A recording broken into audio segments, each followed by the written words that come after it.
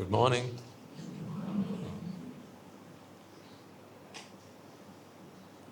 So we are all feeling a bit under the weather these days at the monastery. I think more than half of us are down. Some are still standing. But we are taking every precaution. So I don't know whether I'm carrying the bug with me, which is why I'll always wear a mask when I talk to you. It is not because you smell. It's just to make sure that if I'm a carrier, I don't pass anything on to you. I'm only here to pass one thing. Nothing more than that. But so far I'm okay. By God's grace, shall we say. God is what? Give or deny. Yes. If you have given good health, then you shall be the recipient of that. If you have spread illness, and illness comes in many shapes and forms, doesn't always have to be physical. Actually, I'll tell you one little bit of an anecdote before we get started. Don't worry, I'll remember to precept you. Just something that came up in a conversation I had recently with an Anagarika Putta at the monastery. So when I was just walking in the, we call it the Dayaka Parishraya or the Dayaka devotee area. So I saw this, I saw one of those, what do you call it? What do you call those things that you take off a plaster before you stick it on? That thing. It's called a thingamabob, that one, right? Those thingies. So I found one of those thingies on the ground. And so I always make use of those opportunities to earn merits for myself. So when I saw one of those, and there was an Anagarika Putta by my side, and I said, Putta, would you like to earn some merits? And he said, of course. Swaminatha, what can I do for you? I said, why don't you pick that up? Which he very happily did, soon after I invited him to do so. And then I said, most people don't realize that the reason they get, that they're wounded, they end up being wounded. So you get wounds on your body, right? The reason you get wounded is because you do things like that.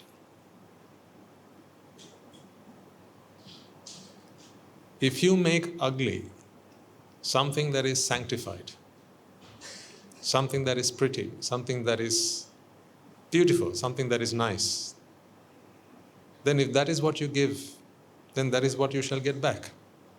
See, no one likes to see those things on the ground, do they? The release lining. Thank you. Every day is a school day. Where better than to learn something like that at school, right? It's called a release lining, by the way. Yes, I get that right? Okay. A release liner. So the release liners, aka the thingies. So I explained to him, I said, the reason that people get wounds is because they drop these things as they walk around. And the other most common one are those, when you take paracetamol. Now, what are they called? I think they're called blister packs. Yes, thank you. So those blisters, you take the paracetamol out or usually it's paracetamol because that's what you see. That's what people most of the time have with them. And what do people tend to do? They just throw it on the ground. And no one likes to see it there. It's called litter. People don't realize that littering is also a sin of sort. Who has the right to litter? No one does. We don't have the right to litter. It is our duty and our responsibility to keep what is beautiful, beautiful. To to keep what is pretty, to keep what is clean, clean. That is our responsibility. Because we share this world with everyone. Although we might think that a part of this world is ours or part of this world is mine, this is only an idea that we have in our own minds. Nothing really belongs to you in the absolute sense. It's only in a conventional sense that things belong to us. And you have begun to understand this truth. But what people don't realize is sometimes that might be the cause of your headache. So what do people tend to do? They take the paracetamol out and then they throw the blister pack on the ground. When someone sees that, someone else sees that, it's not a pleasant sight, is it? It gives them some amount. I'm not going to say that they're going to go and jump off a cliff when they see that, but it gives them some amount of unhappiness. To some degree, even to the slightest degree, it takes away their peace of mind. It takes away their happiness. It's not a joyful sight. So when you deprive someone of what could have been a pleasant sight, now you shall be deprived of the same. Therefore, one of the best ways to avoid getting a headache is to not throw those blister packs on the ground when you treat yourself for a headache by taking the pills out, and because that's what people tend to do. One of the best ways to avoid getting these wounds is to not throw those release liners on the ground when you use your plaster. I mean, use a bin or just put it in your pocket, go home and discard of it, as you're supposed to. We must all conform to convention. Nature is a beautiful thing. It's only bad intent, ill intent that desecrates nature. But nature itself is sanctified. We build a monastery, we build a church, we build a mosque, and then we tell ourselves that that place is holy. Don't we? We tend to do that. So when you walk into the monastery, you will feel that the monastery is holy. When you walk into the shrine room, you will tell yourself that that place is holy. So what about the space outside of that? Is that not holy? Think about it for a second. So the church is holy. What about the neighbor's garden? What if there's a playground next to the temple? Is that place not holy? It all depends on what you mean by holy. See, if your mind is holy, then everything you see is holy. If your mind is holy, everything you touch is holy. Have you heard, sometimes in stories you'll have heard, that there were people who the things they touched turned to gold? You've heard of that? Sometimes we tend to discard them as just fairy tales, don't we? They touch it and it turns to gold. Literally, that might not be true, but metaphorically, there's a much deeper meaning there. You can become someone for whom everything they touch turns to gold. You can become someone to whom everything they see turns to gold. It all depends on the way you look at something. If you are a blessing to this world, ladies and gentlemen, then wherever you are, that place is blessed. If you speak good, kind, wholesome words, then wherever you are, then that place is blessed. If your actions are always wholesome, you abstain from the unmeritorious deeds, and your conduct is always meritorious, then wouldn't you agree with me that everything you touch turns to gold? See, take this for instance. This was just offered a few moments ago.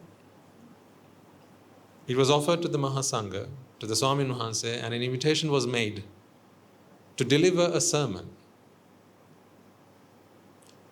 to share the timeless truths that help people to come out of their own suffering and experience the joy that life has to offer, to experience true unconditional happiness. Because it was offered with that intention. You may not see it with your eyes, but if you look at it closer, you will see that this is now pure gold. Because this was offered with that intention. How precious is gold? What is the value of gold?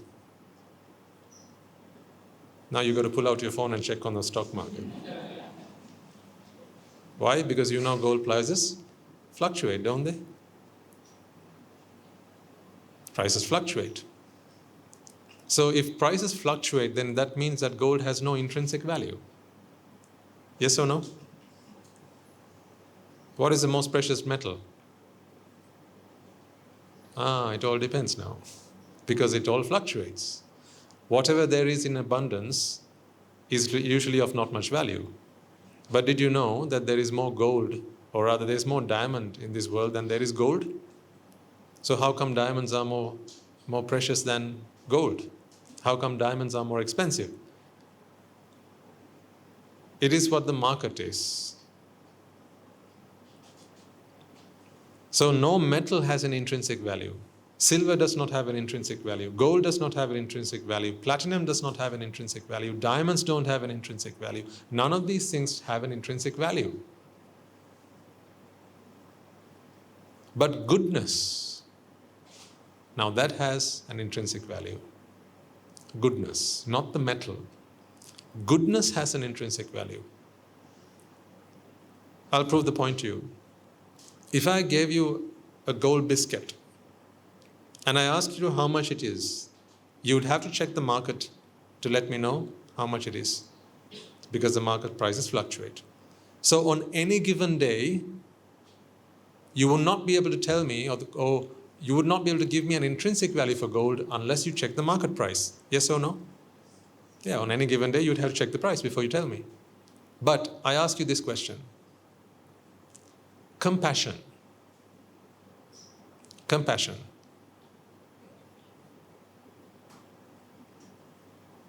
Is that something you have to check on the market before you tell me how valuable it is? Compassion? What about kindness? Generosity? Patience? Treating people with dignity? See, these are things that are priceless, because they don't have prices that fluctuate. They don't have market values that fluctuate, ladies and gentlemen, because they have an intrinsic value. This is how the universe values things. To you, the Sri Lankan rupee might be of some value. The dollar might be of some value. The pound, the sterling pound might be of some value. But if we had Martians invade us, how much would you think they're going to exchange Martian dollars to US dollars? To them, this money would be useless.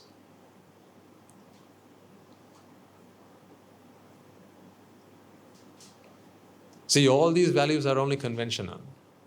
But there are some things in this world that have absolute values. Those are the values that we try to instill and inculcate in our own hearts and minds. Those are what we call virtues.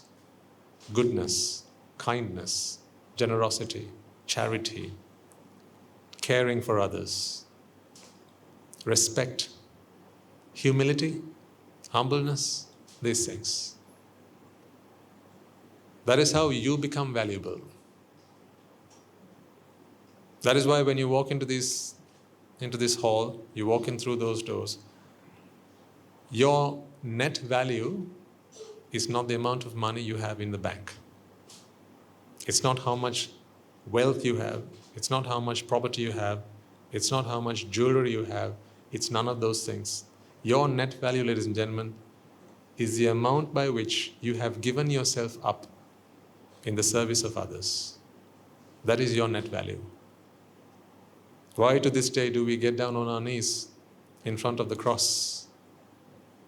Why to this day do we get down on our knees in front of the Buddha? Why to this day do we get down on our knees at the mosque as we make a prayer to God Almighty?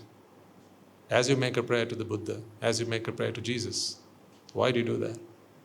What was their value? How much did they actually have? The answer is none. When Jesus died on the cross, what was his net worth?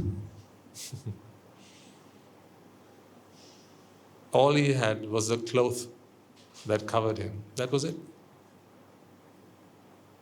That was it. How much did the Buddha have? 2 pairs of robes and an alms bowl. That was it. Nothing else was his. See? But yet, they have become deserving of every woman, man, and child. Every human being's worship. How do they become worthy of that worship? What is their net value? What is their true value? We hear that the whole universe is indebted to them. The whole world is indebted to them. But what do they actually have? Nothing at all. So how did they become valuable? They became valuable by becoming someone of value, not by having something of value. You must understand the difference between these two things. If you become someone, or if you are someone who has something of value, ladies and gentlemen, remember this and remember this well. If you are someone who has something of value, it is only someone else who values that thing that will value you. Actually, it's not you they value, it's the thing that you have.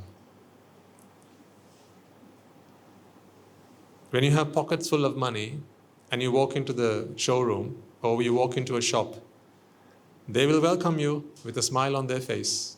The shopkeeper will say, "Good morning, madam. How lovely it is to see you today."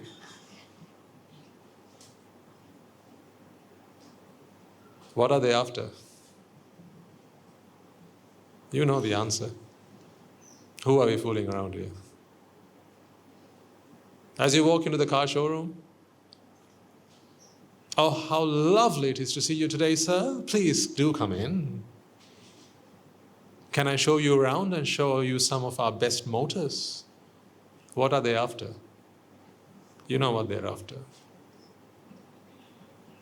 You may remember this from school, you may remember this from the workplace. If you are someone who's affluent, then people like to hang around you. But you can't really call them friends. There are people who come to you because they want something else from you. They're not there for you when you don't have it. Has life not taught you this lesson? Enough times and more? When you have plenty, there are plenty of people around you. When you have nothing, not even the dog barks when you come back home. See? That's why. Don't be someone whose value is determined by the amount of something that you have. All of these things that you have, ladies and gentlemen, they'll be gone. The fire takes some of it. Winds take some of it. The water takes some of it. Time takes the rest of it. In the face of death, all of this is gone, isn't it? All these things that you think are valuable, it's all gone in the face of death. You see, death is the greatest equalizer. Don't you think?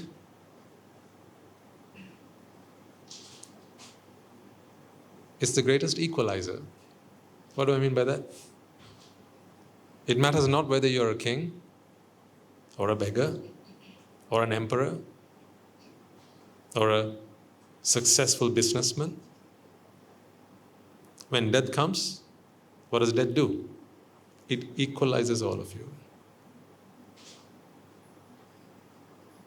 You could say, "I'm a billionaire," the other could say, "I'm a trillionaire," the other could say, I've got nothing with me.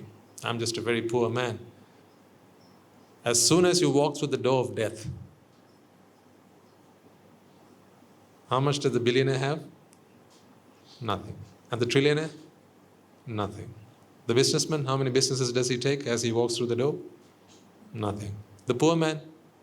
He doesn't know anything's changed. He's none the wiser. See, death is the greatest equaliser. And we are all bound for that. It's bound to come to all of us. We live our lives thinking that we are better than others. We are bigger than others. We are more than others. Sometimes we live our lives like that. There may be times you will find yourselves feeling like that about yourselves. But don't be fooled. This is only because death still hasn't got you. The moment you walk through that door of death, you are all equal. At that point, it is the universe that determines your value. And the universe cares not how much you have in your pocket. Because after you walk through that door, you will have nothing with you.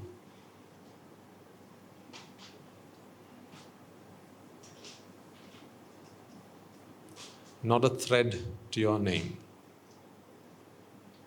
You will be as naked as you were when you first came into this world. Therefore, whether you're black or white, matters not. Once you walk through that door. Whether you're young or old, matters not. Whether you're a man or woman, still matters not. Whether you're a Hindu or a Buddhist or a Muslim or a Christian, none of these matter.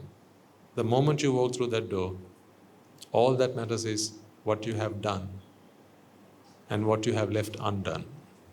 That's it.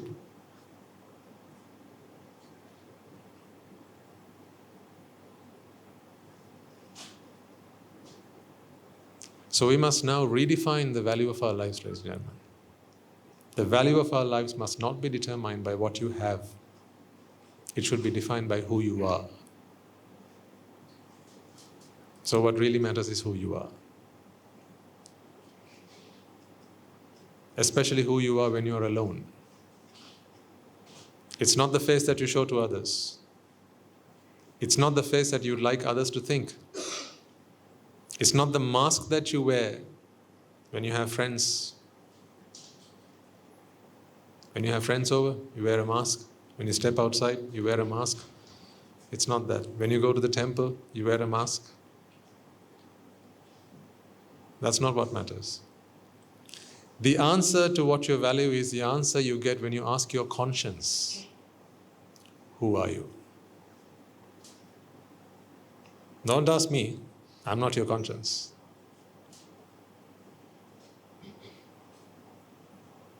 Your true value is the answer you get when you ask your conscience who you are.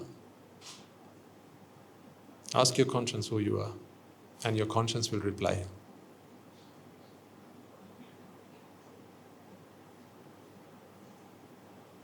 And then check whether you're comfortable with that answer. If you're comfortable with that answer, then good. Because once you walk through that gate, it is that will determine what happens next. Actually, people like to do this a lot. That is, people like to know where they'll be born once they die. Don't they? Especially people who believe in life after death. People who believe in life after death, there's one thing that they love to know, love to learn, and that is where they're going to be born or what they will be, what will become of them once they are dead, once they die. Well, now usually when people have this question, they tend to come to Swami Nuhanse and they try and ask us, Swami Nuhanse, what will happen to me when I'm dead? Swami Nuhanses are just very normal, average people. They're just average people. Just because I'm in a robe doesn't mean I've somehow got some spiritual powers or some very special powers that tell me where you're going to be born once you're dead. I don't get such a thing, no. Then they wish, if only the Buddha was still here, we could have gone and asked him. Then you think maybe if we ask the astrologers, maybe they can let us know where we'll be born. Perhaps if you go and ask someone who can prophesize the future, where will I be born once I'm dead? See, you don't have to work so hard. I have a very simple way to find out what will happen to you once you're gone. There's a very authentic source for this information. No, you don't have to go to the temple. You don't have to go to the church. Don't go looking for Allah. You don't have to trouble yourself and worry yourself so much. There's a very simple way to find out what's going to happen to you once you're gone. That is, ask your conscience. Ask your conscience. The way I like to think of conscience is like this. When God created man, He put in a little bit of Him into each and every one of you. That is your conscience. So if you want to speak to God, if you want to know what He thinks of you, what must you do? Just ask your conscience. Ask Him. Ask your conscience. It will be as good as going to God and asking Him directly any question you want to ask God about your future, about your past, about what will happen to you. Ask your conscience. And the best thing is your conscience never lies. There's one voice you can always trust. No, not your husband, ladies. Although they might like to think that you always trust. And not the wives either, gentlemen. There's one voice you can always trust. Not even the Swami Nuhanse.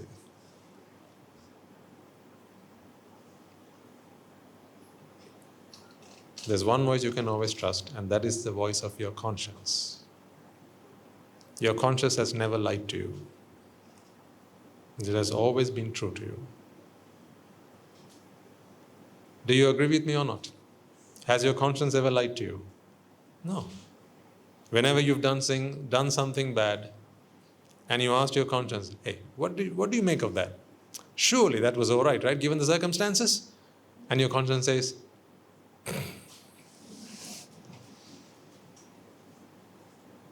that's what your conscience says.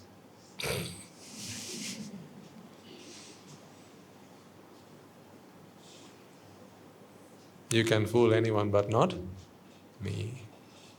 That's what your conscience says. So no matter what you do, ladies and gentlemen, be true to your conscience. Because that is the one voice that only you hear. No one else will hear that voice. And therefore, no one else can guide you based on what your conscience says. No one else can hear your conscience and therefore tell you what you're doing is right or wrong. People can only observe your behavior. If you pick your nose, I can look at that and say, that's not right. You shouldn't be doing this in public. But that's only because I see your behavior. But I can't see the intention with which you do it. Your conscience is the accumulation of all your intentions. If you put all of your intentions together, that is your conscience. In your conscience is not a record of what you've done, but why you have done it. I don't know where all this is coming from today. Must be the mask.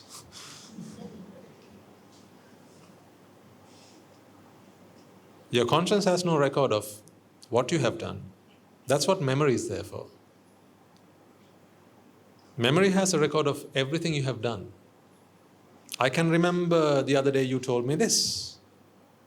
I remember. And I remember what I told you. Again, I remember. Don't you remember? I can ask you. This is all in our memory.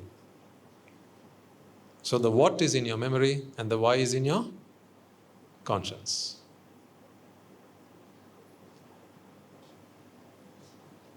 Your future is not determined by your actions. Your future is determined by the why behind your actions. And I'll tell you why that is. What happens to you tomorrow is determined by the vipaka that you create today.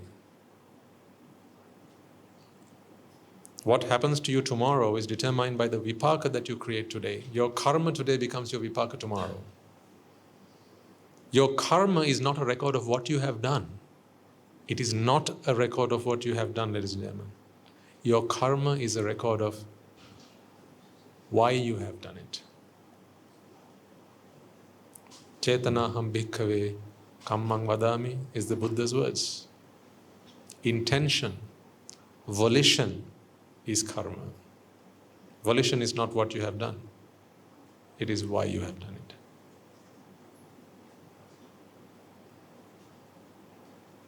What people around you will observe is only the what you do.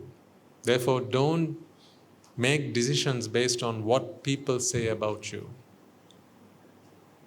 Don't base your decisions on what people say about you, because they don't see why you're doing something. They can only see what you're doing.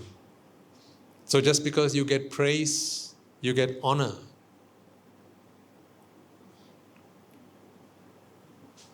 people admire, just because you get that,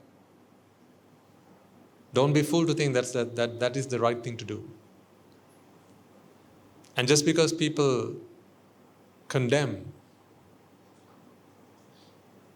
people admonish, or people mock, or people ridicule, don't be fooled to think that is not what you should be doing. Perhaps your friends don't admit or don't admire, don't condone you spending your Sundays here. Perhaps you have become the laughing stock now. Those days when they heard your name, everyone talked very favorably of you because you are the party animal. Because every weekend there was something or the other happening at home. You are the one who got everyone together. It was at your home people got together. So Saturdays and Sundays were, that was where things happened. But now, not so much, maybe not at all even. Because now your life has been committed, devoted, dedicated to something else. So today, people don't speak very highly of you. They don't really care much about you at all even. They don't invite you to the parties anymore. They don't talk about you in the social circles. You are off the Christmas card list. You don't get one anymore. Not even a Vesak card for that matter. Not even a Vesak card. You're not invited to the birthday parties anymore. I mean, heck, they've forgotten you are alive, so you don't get birthdays. You don't get birthday gifts either. So therefore, you have fallen out of the admiration list. You don't get praise, you don't get honor. They don't call you anymore. But don't let that determine your next steps. Don't let that determine your next steps. See, I'm the same. People who used to go to school with me, my school friends, my work friends, I don't even think that they know I exist anymore. We don't keep in contact.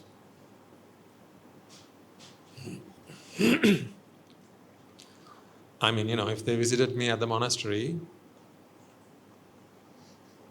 and I was available, of course, I would talk to them for a couple of minutes for old time's sake. But ever since I ordained, not more than one or two of my old friends visited me. Maybe they are scared. They're afraid.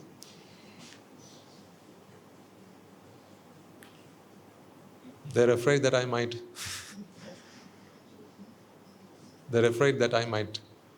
ordain them.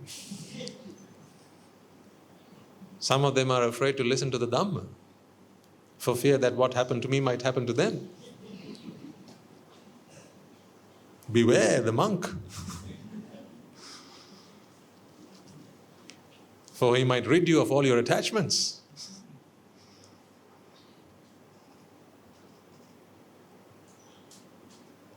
So always remember, ladies and gentlemen, there's a voice deep inside of you. That voice will always speak out. No matter how much you try to quieten that voice will always be there. If you are a God believer, then I tell you that is what God planted inside of you. He put a little piece of Him into every man, woman and child that He created. So listen to that voice. Don't ignore it. If you're not a God believer, then I tell you that conscience is the aggregation of all your intentions. It is a record of why you have done the things that you have done in your life. So listen to that, because that will give you a picture of what is yet to come. It is your karma that has formed it. In there you will find either a Brahman or a Vasala.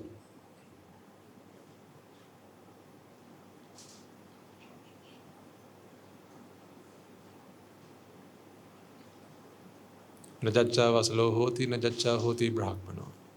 Kammana vasalo hoti, kammana hoti brahmano. It is your actions, rather your volitions, your intentions that determine whether you are a Brahman or whether you are a low caste. This was a sermon that was delivered in a country where the caste system was it was all-consuming. So people cared a lot about which caste each and every other person was. To which the Buddha's response was, it is not your birth that determines your caste. It is the intentions behind your actions that determine your caste. Whether you are a high caste individual or a low caste individual is determined only by the intentions behind your actions. And that is the same thing I'm saying today. In other words, your conscience will tell you what kind of a character you are. So you need not be a crowd pleaser. You need not be a people pleaser. You need not even be a God pleaser. If you truly want to be a genuine heart, a genuine soul, there's one voice inside of you to whom you cannot lie, to whom you cannot put on a mask, to whom you cannot deceive. Ladies and gentlemen, that is your conscience. Live a life that is always truthful to your conscience. Let not your conscience accuse you. Let not your conscience accuse you. There's only one voice from whom you must expect praise, honor. And that is the voice of your conscience. If your conscience praises you, if your conscience honors you, if your conscience respects you, then you have lived a good life. If your conscience condemns you, if your conscience accuses you, if your conscience admonishes you, then there is something about your life that it is time to change. That is what these sermons are for. To help you be at peace with your conscience. Because when everyone else is gone, there's still someone in the room with you. That is your conscience. People don't suicide. People don't commit suicide because they can't live with everyone else. That's not why people commit suicide. People commit suicide because they can't live with themselves. Because there's a voice from within, and that voice just doesn't go quiet.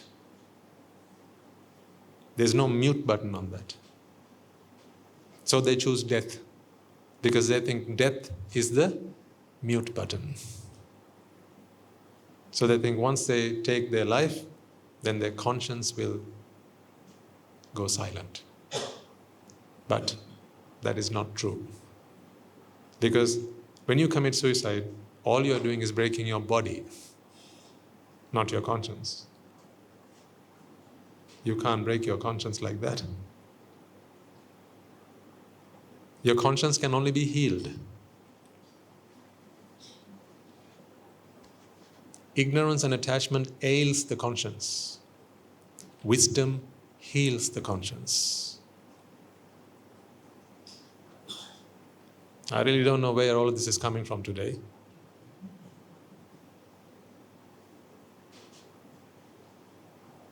But take it while it comes.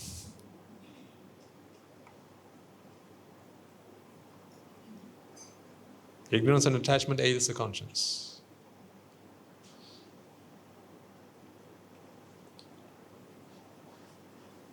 There's nothing you can do that can change the past.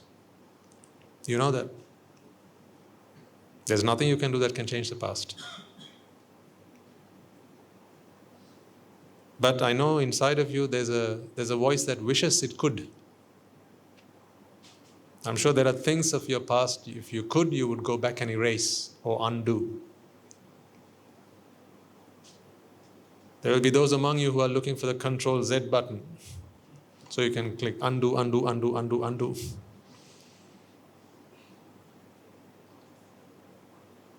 You're looking for that button. You're looking for the undo button. You're rummaging around your mind trying to find it and it's not there. So every time you're reminded of something that you are not proud of, even at the time you did it. See, if you make a mistake somewhere, a mistake that was not deliberate, even when you are reminded of it, your conscience doesn't accuse you, does it? Let's say, for instance, you took something. You thought it didn't belong to anyone. You genuinely thought that it had no owner. Right? You took something and you walked away, you start using it, you made it your own. Later on you realize that actually, no, it belonged to someone. Even when you learn that, your conscience doesn't accuse you, because at the point at which you did that, you took it, your conscience was still clear. So your conscience will not accuse you. It won't accuse you retrospectively. Your conscience never accuses you retrospectively. Unless when you first committed that deed, you were still guilty. Oh, then it will. That's called grief. It's called sorrow. It's called regret. So never fear if when you do something, if your conscience says it's the right thing to do, sometimes it might even be unlawful, maybe even illegal, but you don't know. I admit, ignorance is, you can't use ignorance in the face of the law. But at the point at which you commit it, if your conscience does not accuse you, then your conscience is not going to accuse you retrospectively. So it's fine. You need to be aware of what the law is and be always on the right side of the law. But I'm talking about your conscience now, not about the law. You know, there are inmates in prisons whose conscience is clear. Perhaps they were incarcerated for the wrong reason. Maybe they didn't know that what they were doing was wrong. There are a good few inmates in prisons. We've done sermons in prisons, and there are people who didn't know that what they were doing was wrong. And they had no intention to hurt or to harm or to do ill will. But they later realized that that action they'd taken was wrong, and now they're in prison. But their conscience doesn't accuse them. Maybe the Constitution accuses them, but not the conscience. Because the Constitution is a conventional artifact. It's a construct. Whereas your consciousness, or not your consciousness, but your conscience is not a conventional artifact. Once again, it is the accumulation, it's the aggregation of all the intentions behind every word uttered, every action done, and every thought that you rejoiced in. So let's bear that in mind as we conduct ourselves. This is a school, ladies and gentlemen, in more ways than one. This is a school where we come to learn how to be at peace with our conscience. So if you know people who struggle, not with others, but with their conscience, not necessarily with others, but with their conscience, then bring them to this school so that we can open up a gateway to their Nibbāna. Nibbāna is nothing more than to be at peace with your conscience. See, in very simple terms, that is what Nibbāna is. It's the moment where you realize you are now at peace with your conscience. See, in very simple terms, that's what Nibbāna is. There's a parinibbāna which happens when you die. Let's not worry about that because there's nothing for us to do there per se. But I'm talking about sopadisesa Nibbāna. Nibbāna while you're still alive is the moment in your lives, ladies and gentlemen, when you realize, I am now at peace with my conscience. If that day is yet to come for you, then I hope that day will come to you sooner rather than later. But like I said, it is wisdom that heals the conscience. So if your conscience still accuses you, if your conscience is still heavy, if it still feels burdensome, then there's only one thing that's lacking. That is wisdom. That is wisdom. Because ignorance and attachment always, it ails the conscience. So what have you come here for then? Wisdom. Wisdom which heals the conscience. So what is Nibbāna then? Nibbāna is when you are at peace with your conscience. This is not about silencing the conscience. It's not about that. I'm not ever going to prescribe a form of meditation in which you block out all your thoughts. No, we don't do that. I'm not saying that is wrong.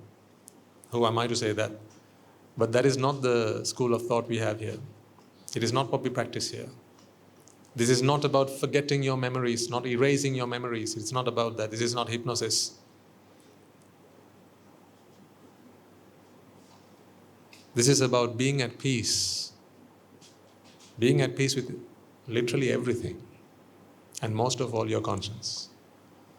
To be at peace with your conscience, there has to come a point where you realize that it was not you who did it. And it was not to you it happened. You have to find the self and then exterminate it.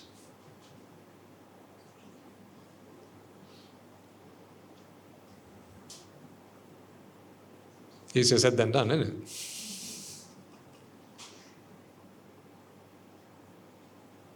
But that's okay. Practice, and it will happen. So, before we begin then, before we begin part 2 of this sermon, let us all bring our palms together to make our veneration to the greatest teacher we have ever seen, our master, our guide, the fount of all wisdom, to his infinite compassion, to his infinite wisdom. We make this veneration, and as we do so, let us also remind ourselves that this is not a mere mark of our respect or obeisance to the Buddha, but it is a reflection, a contemplation that the Buddha represents the ultimate destination, which is the realization of the truth. The Dhamma represents the path, or the truth itself, and the Sangha represents our practice to help us navigate the path to achieve that truth, to achieve that realization. So with that in mind, let us pledge our allegiance to the Buddha, Dhamma and the Sangha. Let us remind our purpose of being here and resolve to be steadfast on this journey until the end, until we all achieve the ultimate bliss of Nibbāna. So with that in mind, let us chant the Namaskara, seek refuge in the Noble Triple Gem, observe the precepts, invite the Devas, Brahmas, and those who are deserving of this sermon and commence with today's proceedings. So for that, please repeat with me. Namo tassa bhagavato arahato samma sambuddhassa. Namo tassa bhagavato arahato samma sambuddhassa. Namo tassa bhagavato arahato samma sambuddhassa. As I mentioned the word suicide, I just thought it might be interesting to get a glimpse of what happens beyond what the eye sees.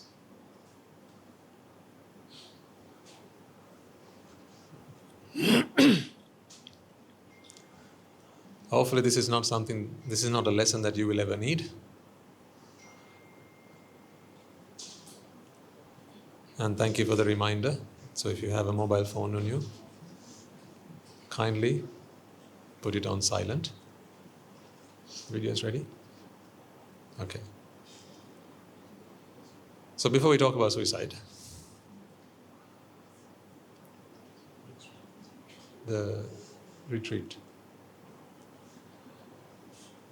If you recall, a couple of weeks ago, 2 or 3 weeks ago, I think, I shared with you that 2 of our monks are currently touring the UK and that they were going to organize a retreat. That our retreat had been planned, and I extended the invitation to you all as well, so you could pass on the message to your friends and families and so on. So I think the word got out, and we got to hear that it was quite a successful retreat. It was so successful that a video has been done, and they have sent the video to us. So I will share the video with you.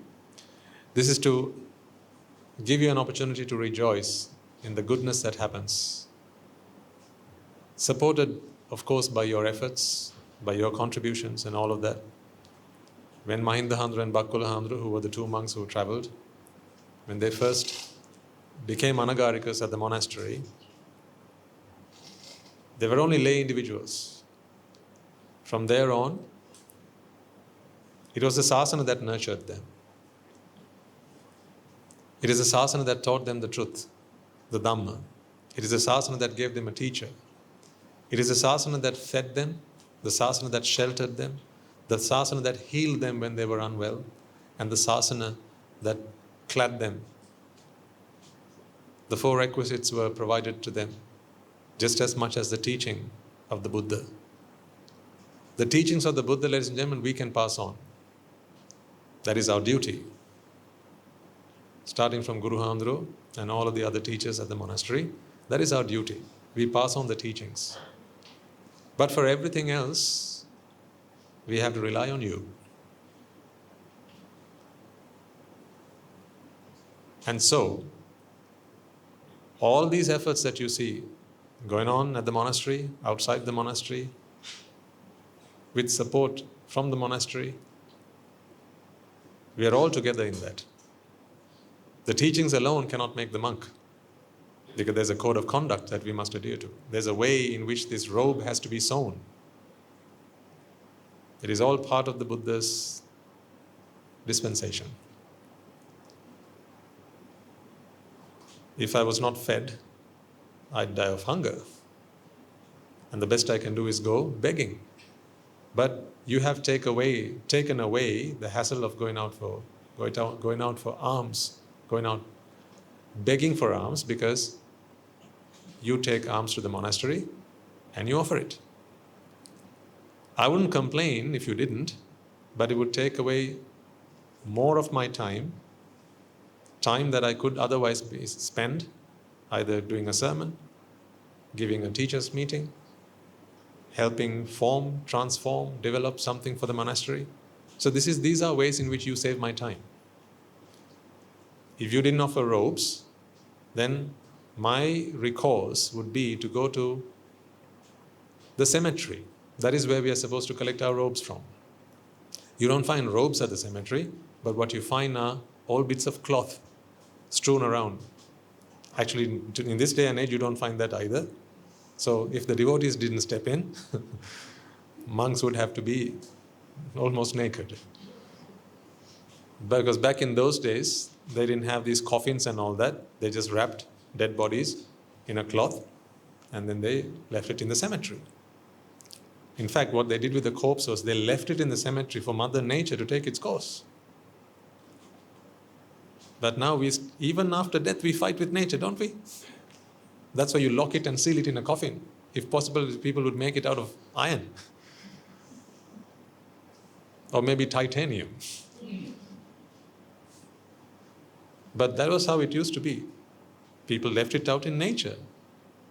So Mother Nature would then take its course, as it always had done. So there were animals who would come and feed on the corpses. But that was the way that the ecosystem works. That was how it happened. So they didn't have to worry about festering corpses and things like that. It was all done at the cemetery. But now we have, of course, changed our ways. We are very different in the way we think. Now we always want to keep and retain forever and ever and ever and ever, for as long as we can. Even if the whole world burns and collapses and burns down, as long as my coffin is there still, or my father's coffin, my mother's coffin, and my coffin, whatever is, still remains after the fire, still okay. When the next world is created, we will take it to the next world, a new world, and start there again.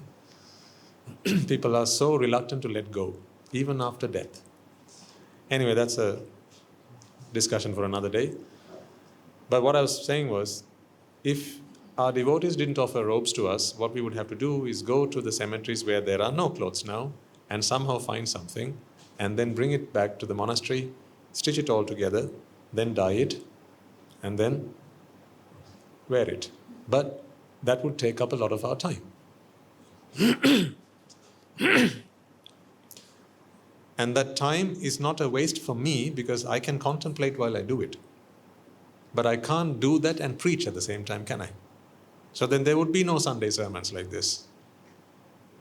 There would be no 5-hour-long Saturday sermons. That's a thought. You can all go home early. There would be no counseling sessions at the monastery or anything like that because monks would have to be quite busy just to sustain even something as simple as going on alms, getting themselves a robe. And when they're ill, again the monks would have to go on foot to find some medicine. Whereas now, you don't have to. Whenever I clear my throat, several of you will come up here with your strepsils and your cough syrups and all sorts, and you leave it on the desk. That's how much you love the Swamin Wahanses. Not Swamin Wahanse, Swamin Wahanses. That is how much you love them. That's how much you want to care for them. And I admire that. It's almost in your DNA to look after those who look after us. Isn't that the intention with which you do it? So, admire that, truly.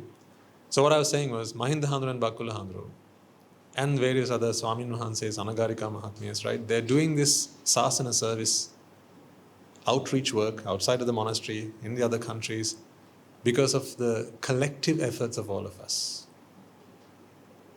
There are some of you who spend time teaching languages to our monks and our Anagarikas. And that's such a great giving, because without the power of language, how would we be able to express ourselves? We may understand the truth, but if that cannot be expressed in a language that they understand, right, the listener understands, then you can't get the message across. All of this is the collective effort, ladies and gentlemen. And this is why I want to show this video to you. Watch it. There may be individuals there who will have experienced something like this for the first time. So what you see there as the two monks are actually the products of our collective contribution. The teachers having taught the Dhamma, the Buddha, the Arahatun Vahanses who preserve the Sasana, the devotees that are you who have contributed to the upkeep of the monastery of the Swami Vahanses. This is the reward that we all get. So watch it, rejoice in it, and be part of it in your heart and soul. Does that not just fill your heart with joy? Just the fact that so much goodness is happening out there. People who are giving up their time, their energy, their wealth, whatever they have, to heal. It's beautiful, ladies and gentlemen. It is what we were born to do. This is what we were born to do. If you don't believe me, ask God. Why did you put man on this earth?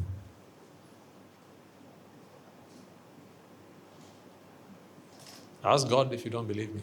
Why did you put man on this earth? Was it to conquer other lands? Was it to fight with your neighbors?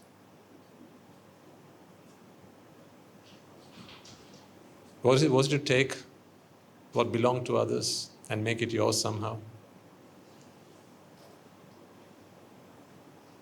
Was it to spread fear, anger, animosity, jealousy, greed, and hatred? Or was it to represent Him on earth? The Bible says that God created man in His shape. Why does shape only have to mean physical shape? Actually, we don't know what shape God is. But our hearts can take that shape. Our thoughts can take that shape. Our task, ladies and gentlemen, to be on, while we are on this planet, is to be a representative of the power that put us here, of the force that put us here. Don't you always think that you are a representation of your parents? Like when you do something bad, you'll have heard your teachers, maybe even at school, if you remember, those days, teachers used to tell you, right? Don't do such things because your conduct looks bad upon your parents. Yeah? And when you do something good, they always admire not only you, but your parents. Usually, I've heard this personally, and I've heard it said to others. In the staff room, they'll talk about if some child has done something good. Whose child is that? They talk about that. And if the child has done something naughty, something mischievous, the same conversation. So we are a representation of the powers that put us here. That is what I mean. That's why, if you come to the Sunday sermons, and then you, outside these Sunday sermons, if you behave badly, then please don't say that you go to the Sunday sermons. Keep that quiet until you're prepared to be an ambassador of Gateway to Nibbāna. Don't share that with anyone unless and until you're prepared to be a representative of this great initiative we have here, of this community, really. It should be one for all and all for one. Each and every one of you have a duty, ladies and gentlemen, to represent this entire community when you're outside of this venue. So when you're in the supermarket, when you're out on the streets, when you're at your friend's place, when you're at your aunt's place, when you're at work, you represent this community. Let's not forget that.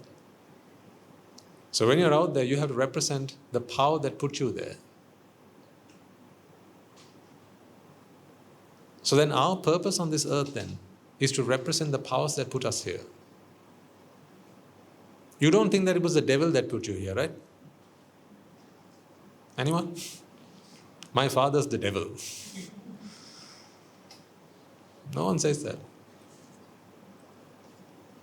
Even people who believe in God will say, it was God who put us here. Well, then if God put you here, then your task, your responsibility is to be a representation of what God must be like. What does the Buddha say? Your good deeds put you here. A bad deed would not have given you birth as a human being. Agreed or not? Yes? Yeah. So it was a good deed that brought you birth in the blissful plane. Then be a representation of that. See, it doesn't matter here what your definition is of God. This is very religion agnostic. You know this, the way that these sermons flow. I can teach to you how to attain Nibbāna through the Bible, through the Quran, through the Bhagavad Gita, or through the Tripitaka, whichever one you want. Because what I teach is not a religion. What I teach you is the truth that governs everything in this universe, of which we are all simply a part. So whichever rules and principles and laws apply to the whole universe, they apply to each and every one of us the same. None of us are immune, and therefore none of us can be indifferent.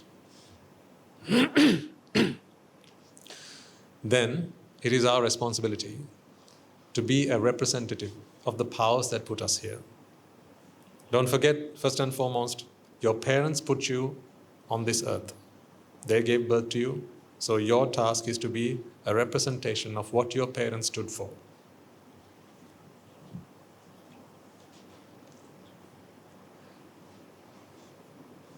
Everyone has weaknesses, everyone has faults, everyone has flaws. That is true.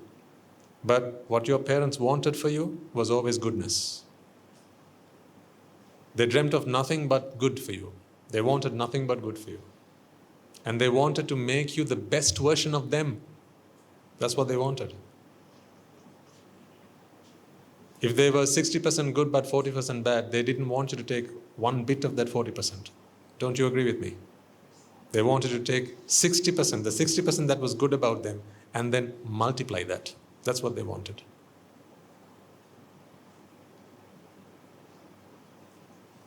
Even to this day, if we spoke to your parents, they would say that you are the most wonderful child.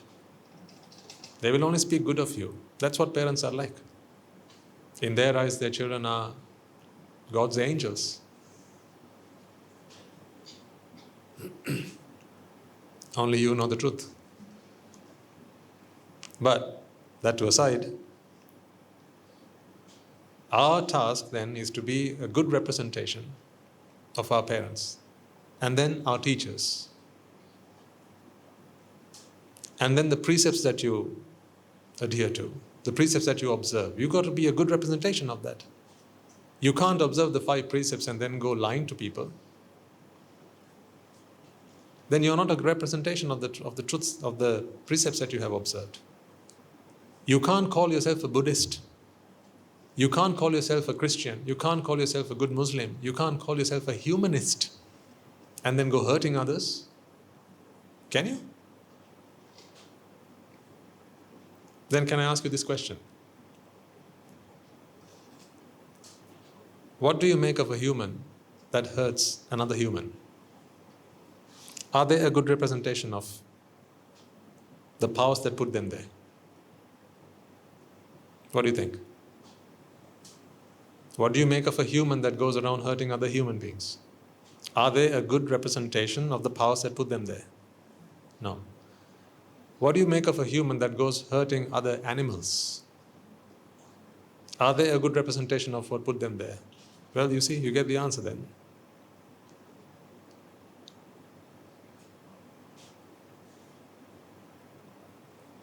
That's why to kill is wrong. To hurt is wrong. To harm is wrong. It doesn't matter whether on the other end it's a human being or any other kind of being. To hurt, to harm, to kill is wrong, because it is not a good representation of the powers that put you there. So then our purpose, ladies and gentlemen, on this earth is to be a good representation of that. That's why that video and the things that you see, that all the goodness that happens in this world, it fills our heart with joy, and it must do the same for you. You were placed on this earth to do good to others. You can start with your family. That's fine. Start with your family. The people who you care the most about. Every child has a parent. Two. Every child has a mother, every child has a father. No one is born spontaneously. Everyone has a mother, everyone has a father. At least an adopted mother or father. You can start with them. That's one of the greatest, best places to start, because it gives, actually, it's amazing that it's like that. It's one of the simplest places to start, but it's one of the ones that gives you the most reward. Amazing, it's like that. Because to treat your parents well, earns you a lot of merits. Just as much as hurting them, harming them, doing ill will towards them, earns you a lot of demerit.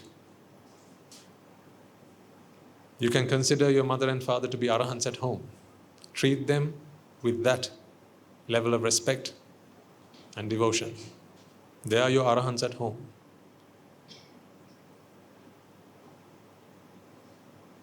So if they are still alive, do what you can, because you have a pair of arahants at home. To you, they are like that. To each other, they may not be. Ignore that part. That's not for you to decide, that's not for you to determine. That's a different kind of relationship.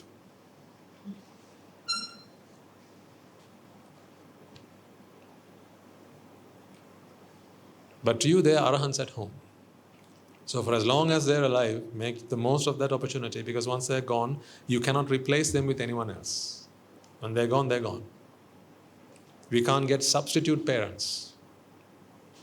That special bond, that special link, put the bond words to a side, that special link is a very unique link, and you must capitalize on that. Forgive me for using those terms, but you must try and capitalize on that while they're still here. Make the most of their presence. So start at home. And then your siblings. Your elder brother, your elder sister. He was there, she was there for you when you were younger. Maybe they're still there for you. Probably the one person you can go and ask for help without fear of condemnation.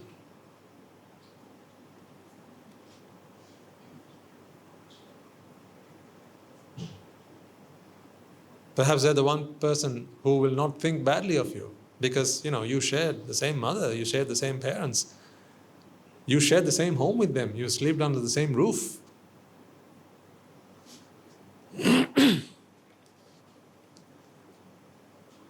So if you have a really good relationship with your siblings, cherish that, ladies and gentlemen. Unfortunately, not everyone does. In some relationships, not enough time, love, devotion was invested in those relationships. And today, those relationships are almost non-existent. The opportunity was there. They were there.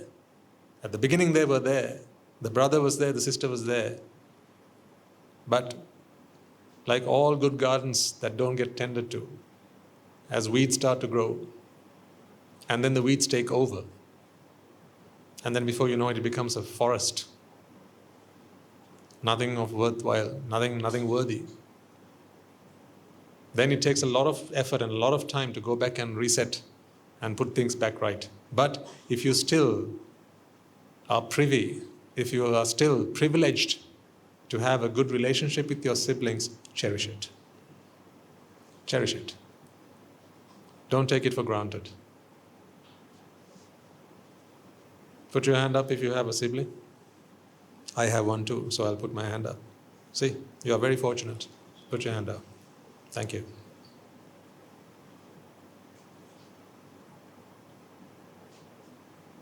There may have been plenty of times where they saved you from doing something wrong. Maybe you were only very young back then. But if you remember, if you recall, you may reminisce plenty of times where they saved you from doing something that you shouldn't have done. Maybe they saved you as you climbed up on a wall and thought, you were Superman. You were just about to jump, but then Akka came and pulled you back. Ayya came and pulled you back. Your Maldi came and pulled you back. Said, are you crazy? Oh, they went running to Amma and said, Ayya's gone mad, Mali's gone mad, he's trying to jump off the wall. Maybe they snitched on you, but still saved you. Saved you an arm and a leg. Saved you your life. Let's not forget that, you have a very strong sansaric transaction with them, a very strong sansaric connection. That's why you were born as siblings. You were not born as neighbors. You were born as siblings. So if you still have that, ladies and gentlemen, cherish it. It may be that they're not interested in the Dhamma. Then so be it. Right? If they're not interested in the Dhamma, so be it. You try, do your duty. Maybe introduce the Dhamma to them if you can. Invite them to a sermon or two if you can. If they're not keen on listening to the Dhamma, at least say you can come and offer some alms at the end of the sermon. Maybe they might like that. Perhaps that is their first step. And then they see the Swamin Wahanses, they see the Mahasangha, and then they're impressed by how serene, by how tranquil the monks are, and the community, and how welcoming and so loving and affectionate the community is. And that inspires them to come the second time. So maybe all you had to do was bring them in one day. Perhaps that's how you're here today.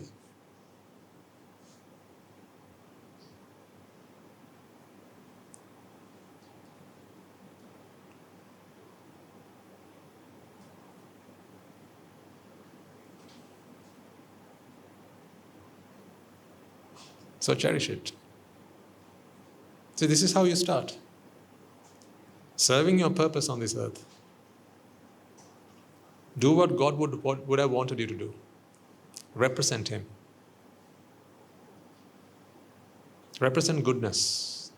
Be an ambassador for goodness. There will be times that will test your patience, though, when you try and do this. Good people are good in good times. Great people are good at all times.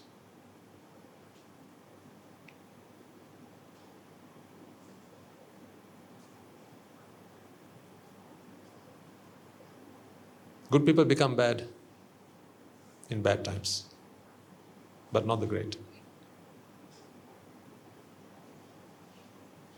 But we've got to start first being good. And then we go on to become great.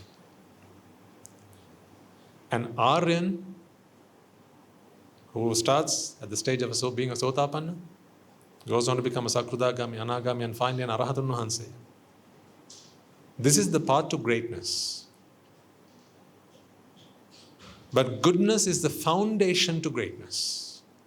Just like you can't build up a wall without a good foundation, you can't build greatness without goodness. So cultivate every goodness that you can in your life, ladies and gentlemen. Cultivate it. Invest your time in that. Associate with good people. You've got to be discerning now. You've got to be able to discern good from bad. Remember what I said at the beginning of this talk. Just because you get praise, honor, respect, does not mean that what you're doing is right. That does not mean what you're doing is right.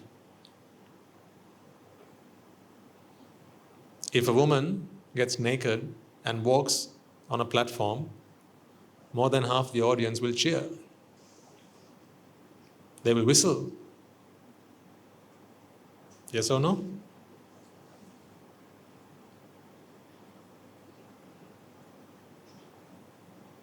They will stand up and give a standing ovation. They say, encore, encore.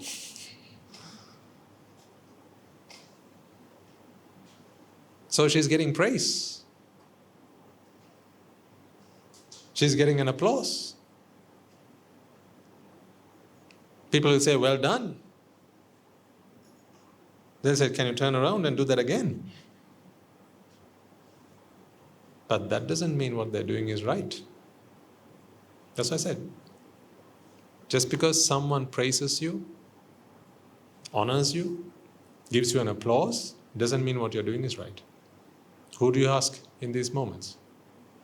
conscience. Ask your conscience. There are some sports. What they do is they put two men into a ring and then they fight each other. If it's done for exercise, I can understand. But then I don't know why they have to hit the other person for that. You can have a sandbag and punch the sandbag. Let's see who punches the sandbag best. Right? The one who drops the sandbag first, he wins. You give them the trophy. But why is it that one has to punch another person so that their face goes red, or they get a black eye, or the nose breaks? But everyone cheers. They have boards saying, hey, go for it, hey, go, right? Cheering. I've seen animals wrestle, but that, I believe, is something for animals. I don't get it when humans wrestle. I don't get it. That might be something wrong with me. Then if that is go, I apologize. Might be something wrong with me. I don't get it why humans have to wrestle. Humans have to love. Heal, not hurt. Because we have the capacity to heal. In a world where there are doctors who heal, why are there people who wrestle and hurt each other? I don't get that. I don't get that part.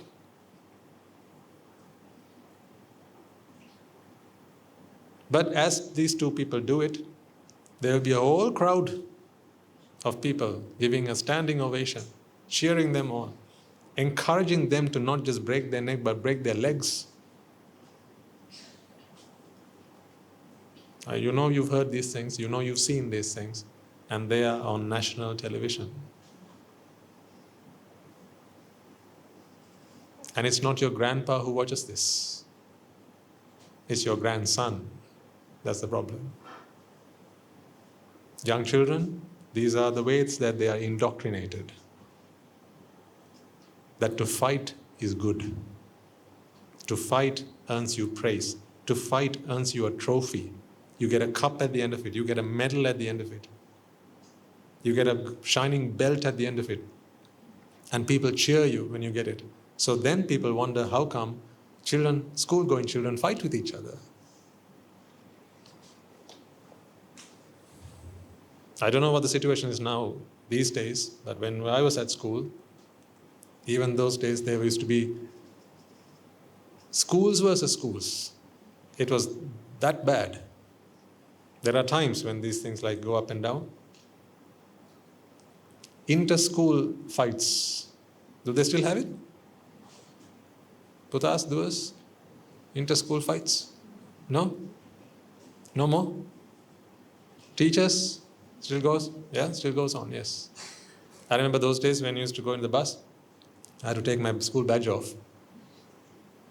Because they would come and catch which school you were based on your school badge.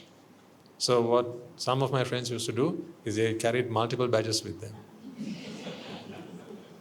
And there was a time where we had to learn all the school anthems. Because that's one way to check which school you are from. Because if you are from a particular school, then you have to know the school anthem, right?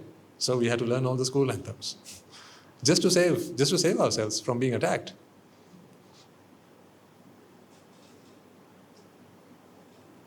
Perhaps the trigger for that was maybe some girl somewhere. Typically it used to be like that. Like she was the last fish in the sea. I mean, I don't understand why, for one girl, two schools have to fight. I don't get it.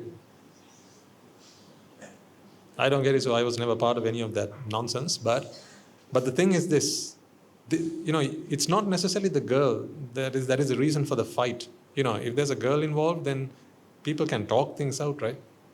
When you have a disagreement, you talk things out. That is what people should be taught to do. But that is not what children learn to do. Because at home, there's a TV. And what do you see on TV?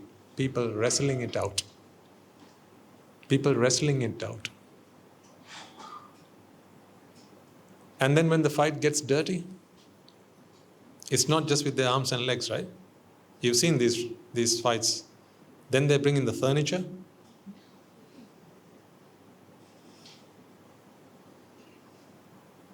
They bring these iron links, chains, and various other sharp objects.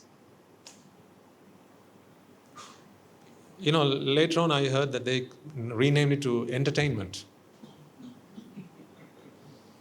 Just because they didn't want to give out the wrong message. But do you think children actually got the gist of it? You think children got the idea? No, they still watch people fight.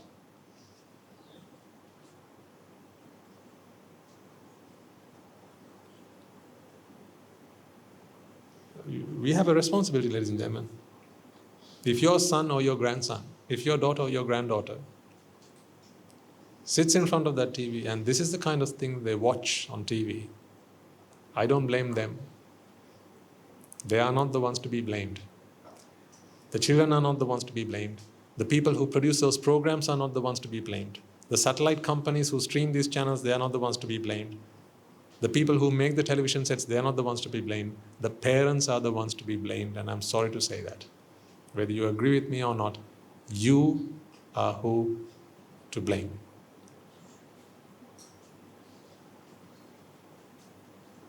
It is you who's to blame. Because they think that that is the right thing to do. When there's a disagreement, fight it out. Survival of the fittest is the law of the jungle. Amongst humans, that is not the law. It is not the survival of the fittest.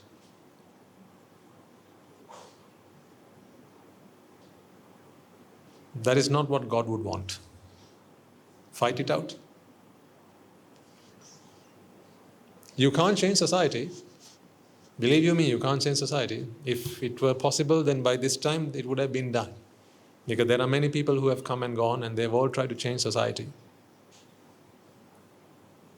I'm not going to protest against TV channels streaming these programs, or write to the president, or write to the president of every country in the world, right, or to the media companies and say, stop streaming these programs, it's not right. Right? There's no point in doing that. Because people will always find ways to circumnavigate whatever restriction you put in place. Because when the heart wants something, it will find a way to get it. You know this is true. When your parents locked the biscuit cupboard, when you were younger, right, the kadachoru cupboard, when that cupboard got locked, did you or did you not find where the keys were? Somehow or the other. I did. So surely you must have done. Whatever is forbidden is that much more pleasurable, isn't it? That's how we started, with the forbidden fruit. The one tree from which the fruit should not have been eaten. That started all this up. So you see, it's in our, it's almost a habit. It's in our DNA. Whatever is forbidden is what we want, always. So when the heart wants something, it will find a way to get it. Therefore, no matter what restrictions you put in place, ladies and gentlemen, you cannot save your children, you cannot save yourselves, you cannot save the world by doing that. It has to be through the Dhamma, which is why I say again, redefine your purpose. Your purpose here on this good earth is not to make money. It's not to be educated. It's not to become an engineer or a doctor or a lawyer or any of those things. You can do that, but those should be side things that you do on the side. Side ventures. Your main purpose is to be a representative of the powers that put you here. What is God's job? He's an engineer. So God put you here. What is his job? An engineer. Is he a doctor? Is he a banker? No, God is God. God is God. So if God is God, then your job, your task on this earth is to be a representation of God. He's not a banker. He's not an engineer. He's not a lawyer. He's God. It is your good that put you here. Good is good. Good is not a banker. Good deeds is not a banker. Yeah? Good is what put you here. Previously I said God put you here. Now I'm saying good put you here. It's the same thing. So if good put you here, good is not a banker, good is not a lawyer, good is not an engineer, good is not a whatever. So it must not be our life's purpose to achieve those things. Our life's purpose must be to be a representation of the powers that put us here, which is good. Let's not forget, ladies and gentlemen, you are not in hell. You are not in hell. This is a slice of heaven. Only we call it earth.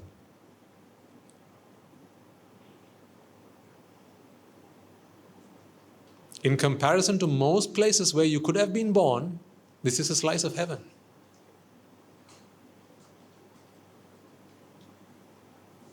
The best thing about earth is you can make it heaven.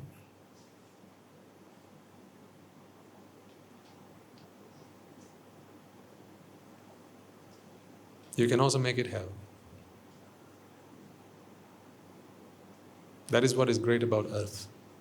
That's what's different between earth, hell, and heaven. Heaven, you can't make heaven hell. You can't make hell heaven. Don't try, they'll kick you out. Because that's the purgatory, that's where people are to be punished. So don't you go start preaching sermons to people there, won't work. Don't you try to be good in hell, won't work, they'll kick you out. You can't be bad in heaven. Because no sooner than you try to be bad, you get kicked out. Because your physical presence is very subtle in the heavenly abodes. If you turn rotten, then they kick you out. There's no one to kick you out. You're out. Whereas on earth, because we have these solid physical bodies, we can sustain ourselves for about 60, 70 long years. 120.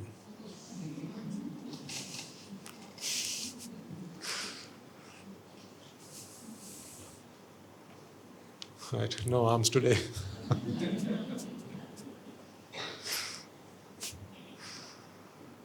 We can sustain ourselves for 120 long years. And in that 120, you get to choose what you do on earth. That is why, once again, I have to agree with my own saying. God put a piece of Him in you. See, if it was God who decided hell should be hell and heaven should be heaven, right? Then He put you on earth and put a little bit of Him into you and said, right, now you make the same choices.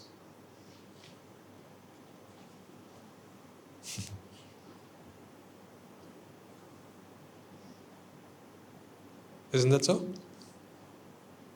So He created hell, He created heaven, but hell could never be made heaven and heaven could never be made hell. So there's nothing for God to do in those two places because it's all part and parcel of how it works. It's intrinsic. Whereas earth is not intrinsically good or bad. You can make it what you want it to be. That is where God has something to do. Therefore, He created you and then put in a little bit of Him into you and said, right, do what I did. Make it either hell or heaven. But remember this. Here's what God said. I don't know whether you heard that part. If you didn't, then hear me out. God put a little bit of Him into you and He said, now it's up to you. I've given you earth. It's neutral. Make it either heaven or hell. But whatever you do, that will happen to you.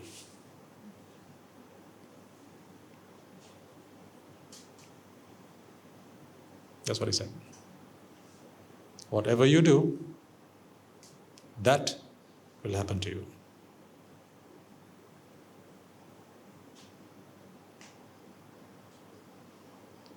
So He gave us a sacred opportunity. He gave you earth and said, yeah, this is earth for you. If you make this hell, then hell will happen to you. If you make this heaven, then heaven will happen to you. Are you making this hell or heaven? So we are all on earth now, as humans. I have a question to ask you now, and I'm asking this question on behalf of God. Wait, I'm just asking him, hold on. I'm his messenger. So he wants me to ask you this question. Are you making this earth a heaven or a hell? To give me an answer to that question, ask your conscience.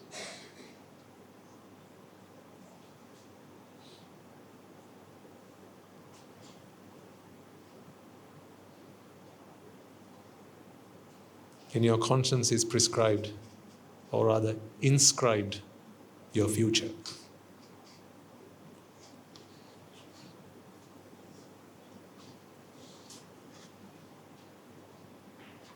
In your conscience is inscribed your future.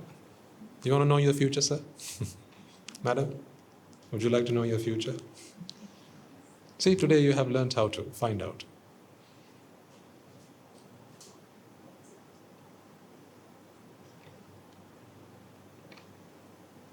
Now you're a clairvoyant. You have your own one. You don't have to go ask anyone anymore. Ask your conscience. Have you made this earth heaven or hell? You know the answer to this, ladies and gentlemen. It's not the actions, it's never the actions. Because if so, the poor man would never be able to make this earth heaven. If it was the action. Because then it would be very unfair. Because then it would always be our past actions that determine our future.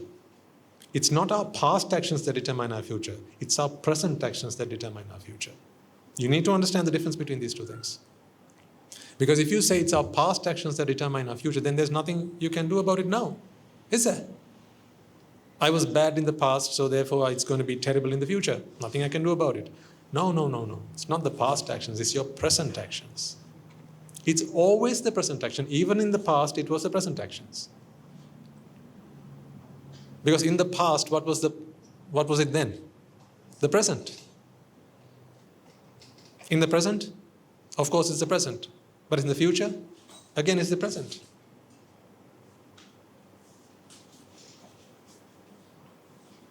So your present actions, not the actions, but the intentions behind the actions will always determine your future. If today you are blessed with a loving family, if you have parents who dote on you, if you have siblings who would give an arm and a limb for you, if you have teachers who would go the extra mile on your behalf, if you have friends who will never abandon you, it is because at some point in your presence, at some point that was a present moment for you, you made earth heaven. That's why you have it now. You made heaven out of earth. See, I'm only here to remind you, ladies and gentlemen, that whatever good comes to you is your own doing.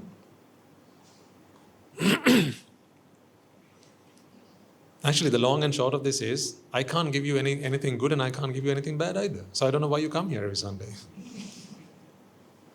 I have nothing to offer you besides reminding you that you are your own chef. Cook whatever it is you want to eat.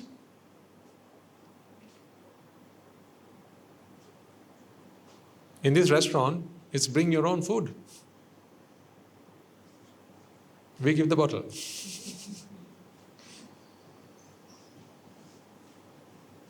Bring your own food. Or rather, cook your own food. Here you learn how to cook your own food because you are the chef. I cannot share with you any meal that I have cooked for myself. Unfortunately, I can't do that. As delicious as it may be and as generous as I might be, I cannot give you an ounce of this most delicious food that I have cooked for myself, because it is only for myself. All I can show you is how to cook. So, if it's tasty, what you're having tonight, what you're having for lunch, and what you're having for breakfast, if it's tasty, if you like it, if it's delicious, then you can thank whom for that? Thank yourself for that. Whereas if you find it distasteful, if you find it repulsive, if one taste of it makes you want to puke, then again, whose fault is that? It's your own.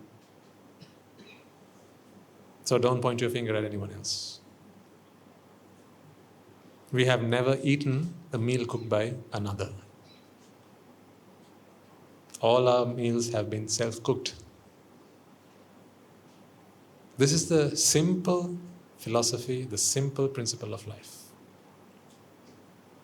These are very simple things, ladies and gentlemen. But in its simplicity is its profoundness. In its simplicity is its profoundness. You might ask me why. Well, the answer is this. It's so simple to do, then why doesn't everyone do it? See, to be good, to have good, what must you do? Be good, right? If you want to have good, you just have to be good. So why isn't everyone being good? It's simple, isn't it? All you have to do is be good. You don't need money, you don't need to work, you don't need to do any of those things. You just have to be good. That's all. So why isn't everyone doing that? It's so simple. That's the thing. In its simplicity is its profoundness. What's easy to do is also easy not to do. Is it not easy to wake up on time? If the alarm rings you or wakes you up, right? The alarm goes tickety-tick, tickety-tick. Then all you have to do is wake up, isn't it? Because the alarm's doing the hard work. The alarm's doing the hard bit. It's always on time. All you've got to do, you don't even have to wake up. The alarm wakes you up. I mean, I get it if the alarm is not loud enough to wake you up. I get that. Right? Then you put your hearing aids before you go to sleep. But if you can hear the alarm, if it's loud enough, and the alarm wakes you up, not gets you out of bed, that's another matter. I'm talking about waking you up, not getting you out of bed. They are two different things. One is easy to do, the other is almost impossible to do, right? I'm talking about waking up. So when the alarm goes off, you are woken up. See, now it's time to be up. It's easy to do now. You're up. Getting out of bed is also easy to do. It's not difficult to do. All you have to do is swing your legs to either the left side or the right side. Right? Rest your hands on the bed, right, on the mattress, and try pushing yourself up. It works. No, honestly, try it next time. All you have to do is push. And then Newton's laws of motion take over. For every action, there's an equal and opposite reaction. See, even that you don't have to do. Newton did all that for us. Right? All you have to do is push. You don't have to get yourself out of bed. Just push. And the bed will push you back. It's the bed that wakes you up. Or gets you up, not you. You don't even have to do that part. You don't even have to do that part. The bed does that. You push against the bed, and the bed gets you up on your feet. So the alarm wakes you up, and the bed gets you up. How easy is it? So easy. So why don't you do it? Because what's easy to do is easy not to do. That's why. How easy is it to say thank you? Thank you. The first word is longer, the second word is even shorter. Just in case, someone gets lazy halfway through the phrase, they made the second word shorter, so you don't have to make even that much effort after you made the first one. See, thank. That's a long word. You. It's a short, very short word. It's easy, isn't it? Then why doesn't everyone say thank you? Because what's easy to do is easy not to do. That's why. See, I have a word that's even shorter than these two put together and yet even harder to say. Sorry.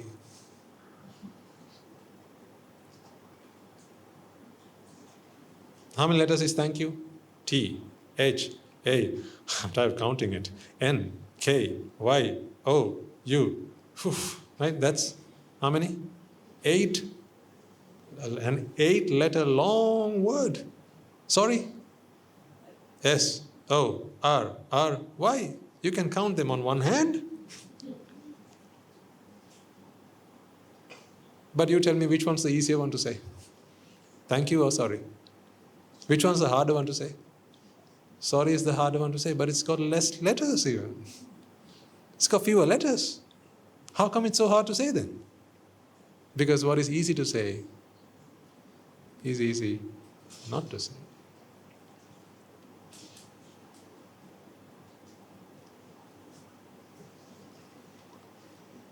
It's time you redefined your purpose. Re-engineer yourself every day. Every day. Every day re-engineer yourself. Yesterday's version of you is not something to be proud of. Don't be proud of your yesterday's version. Were you an arahant yesterday? Were you an arahant yesterday? Right, well then, yesterday's version is no good. So today you have to change that. Improve. Something has to be better by the end of today to what you were yesterday. If by the end of today you're not an arahant, then this version of you is still not the best. It's not good. You've got to re-engineer yourself. We learn engineering and then we build rockets. See? We build cars, we build machines, we build computers. We build quantum computers. We build all these great, magnificent, glorious devices and we surround ourselves with that.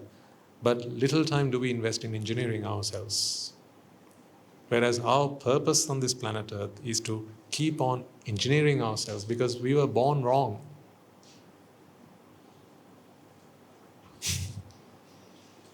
We were born wrong. Something was wrong. At least let's die right.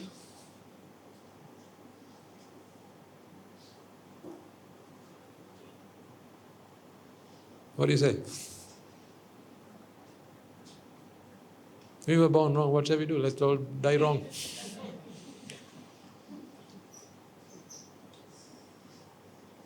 When you were born, were you laughing or were you crying?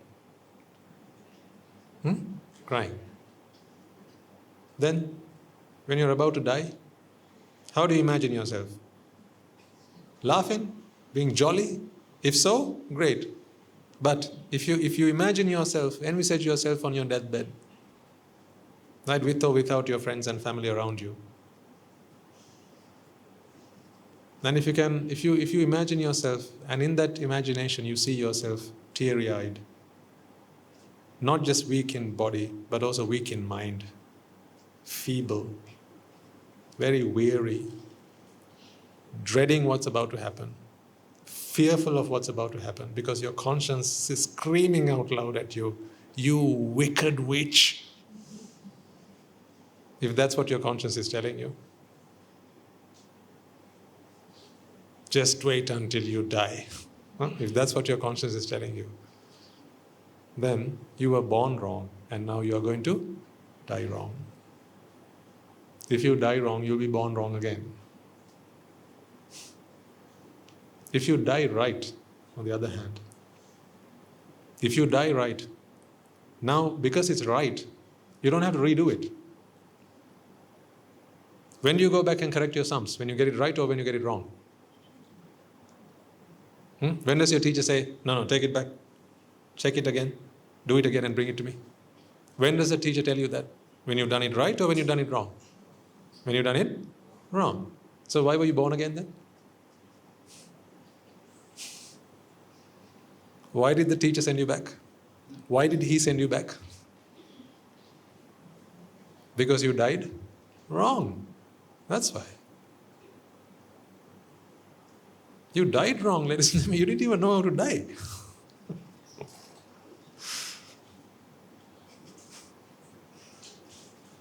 Come on.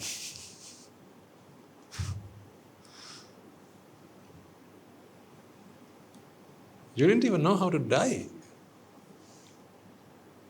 I mean, to live is difficult. Right? To die, you don't have to do much. Just lay on bed and the reaper comes and takes you.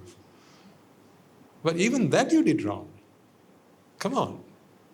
So what's the point if we are masters in engineering? If you have PhDs in rocket science, and what's the point in that? We know how to engineer the whole world around us, but we have failed to engineer ourselves. Then we are a failure. Don't be vulnerable in your last moments. Don't be vulnerable to fear. Don't be vulnerable to greed. Don't be vulnerable to lust. Oh, no. You don't want to find yourself in that place. The 7 deadly sins, as the Bible would say. The 10 unmeritorious deeds, as the Tripitaka would say.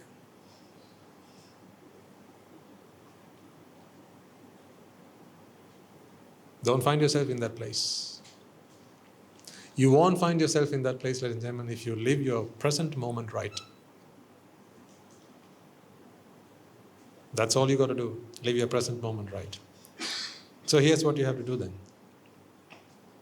Do try from here on. Let your conscience be your compass.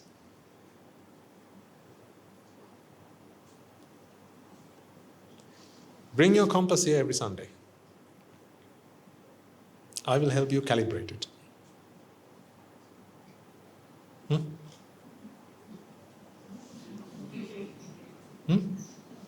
Acha.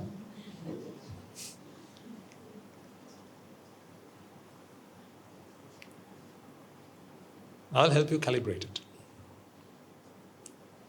I can't give you my compass. That's mine.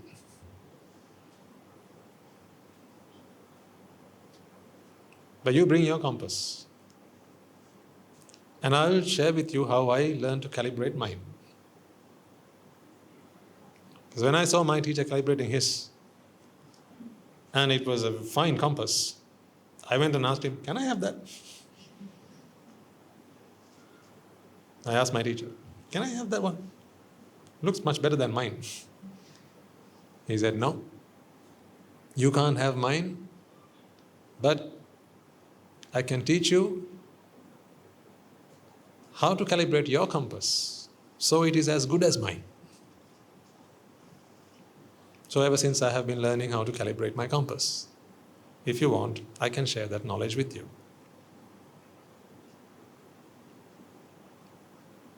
Keep that here, your compass.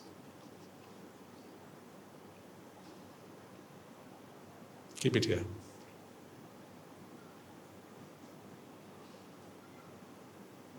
Make sure you always carry your compass here. Weight matters. Here's weight matters. Let it guide you. Be careful about with whom you associate. Be careful about with whom you associate, because every association, how do you make a compass out of a piece of metal? You must have done this at school. Science, basic science, you get a piece of metal and you take the north side of a magnet, right? And then you rub it on that, right?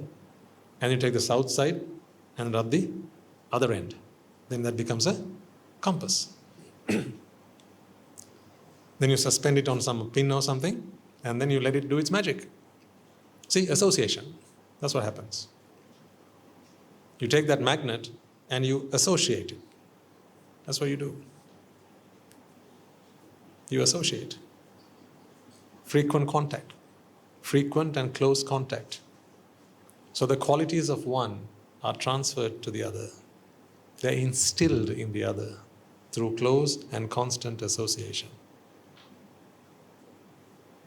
then you have no reason to question why the Buddha said, association is the entirety of the sasana. Entirety, association. Then you have no reason to question why I chose this life as a monk. I have come for association. I wanted Sangha association.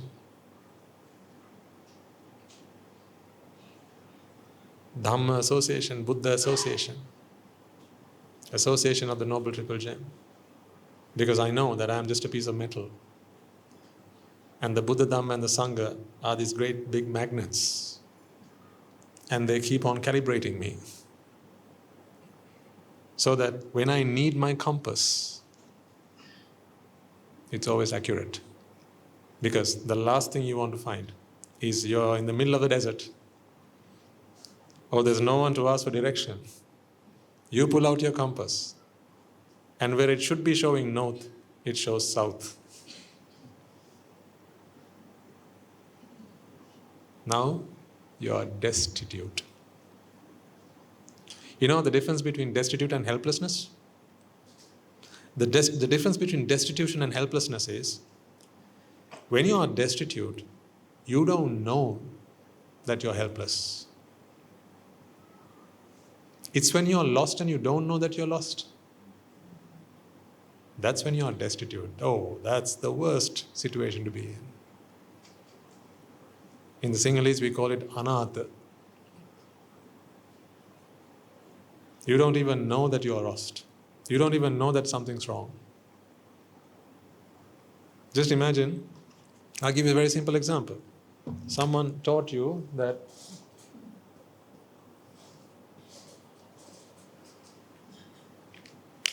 imagine if someone taught you that. Very simple example. Really simple example. Someone taught you that, just imagine that. Now you'll go living your life thinking that this is true. So wherever you have to pay 4 plus 5, you end up paying 10. So it's costing you more than it should, right? So before you know, you're going to be bankrupt.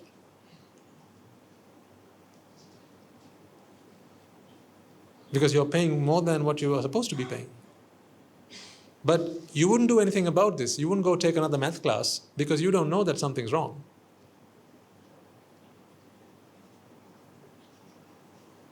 It's like, if I give you another simple example.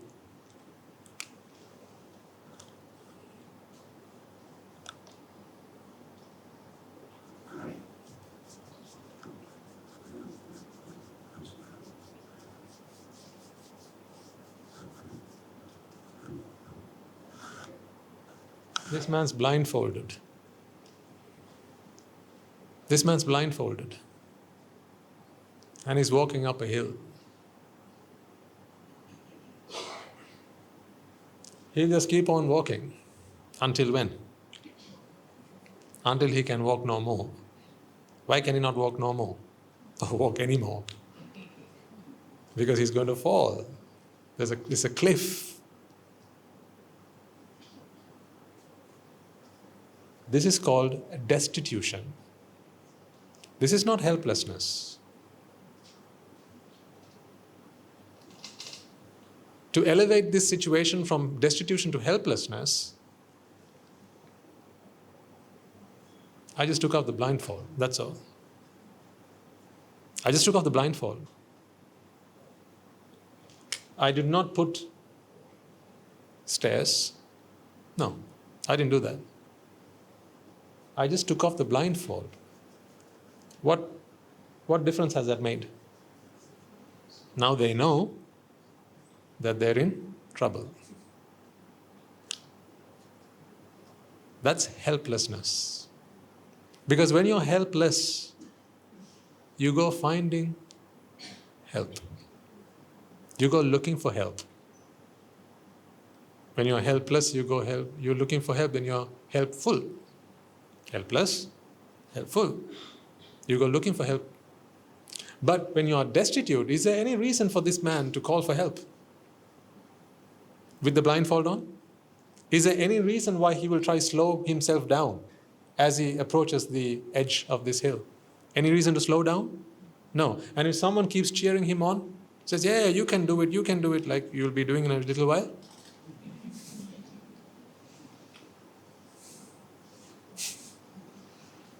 You know what I'm talking about, right? Good. If you got that, then you're a regular. If you didn't get that, ask a regular.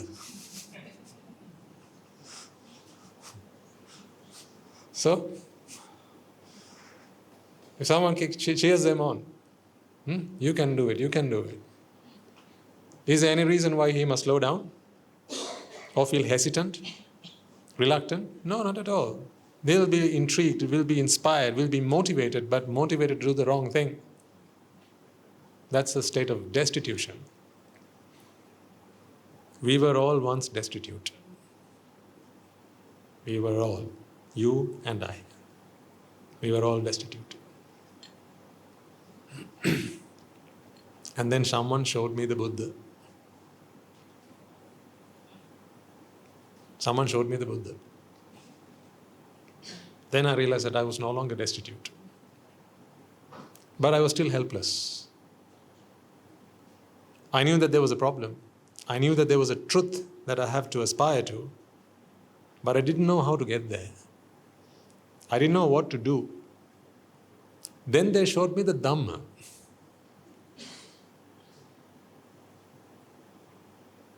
You see the journey? When you show someone the Buddha, they're no longer destitute. Now they're helpless. When you then show them the Dhamma, they're no longer helpless. Now they have help. But does it stop there? No. Next up is you helping yourself. You taking that help on. That is what the Sangha is. Practice.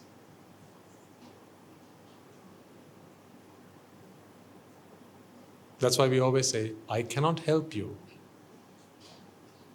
You have to help yourself. That is the Sangha part. But I can show you that help is there. Help is out there. That's the Dhamma part. You need not fear or be destitute because Buddha is there.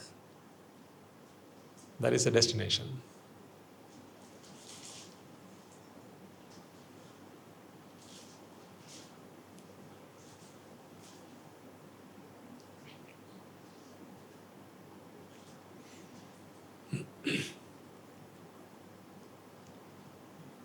So I went and asked my teacher for his compass. He said, no, I can't give you mine. You have to make your own one. But he told me that he will help me calibrate it. And he said, all you have to do is associate. So that's what I devoted the rest of my life to doing.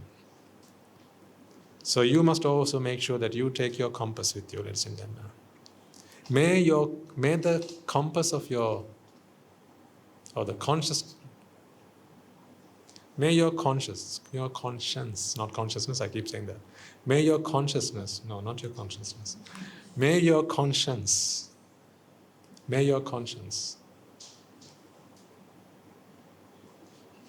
serve as your compass. Make sure that your compass is accurate. If it's not, you have a job to do. When suffering takes over, and suffering comes in many forms, you know. Suffering can be fear, suffering can be sorrow, suffering can be grief, suffering can be anger, suffering can be jealousy, suffering can be hatred, suffering can be irritation, annoyance, all of these things. When these things take over, you need to know, you need to come to awareness that your compass is off. It's off. Off as in not switched off as in out of calibration. It's pointing the wrong direction. Because whichever way your compass is directing, that is the way in which your thoughts will form from there on. It's a guide for your thoughts. So that compass, people call it the moral compass, if you like. Ensure that you cultivate values, virtues, and you calibrate your compass. That is your life's purpose. Live a life so that when you die, if you believe in God, God can come and inscribe your tombstone. The day you die, if you believe in God, God will inscribe your tombstone with these words: He was me on earth. Or she was me on earth. Live your life in that manner. If you don't believe in God, that's still okay. But what put you here was your goodness, wholesomeness, your good deeds.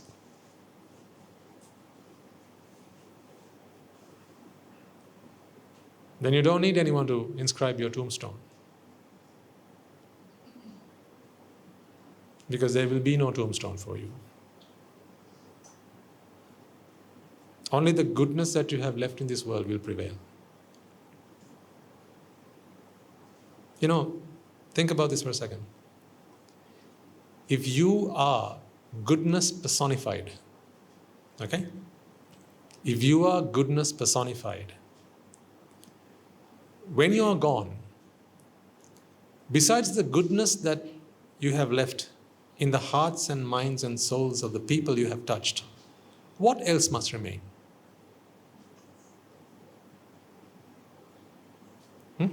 What else must remain?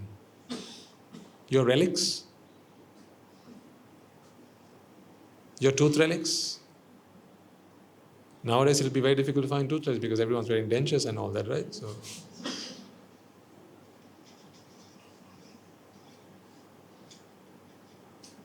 what do you want to be found when you are gone? If you are goodness personified, right? If you are goodness personified and the rest is just flesh and bones, blood, flesh and bones, what else do you want to be left so that people can come and worship and venerate and show their respect to? What else do you want left behind? Why do you want people to confine you to a box?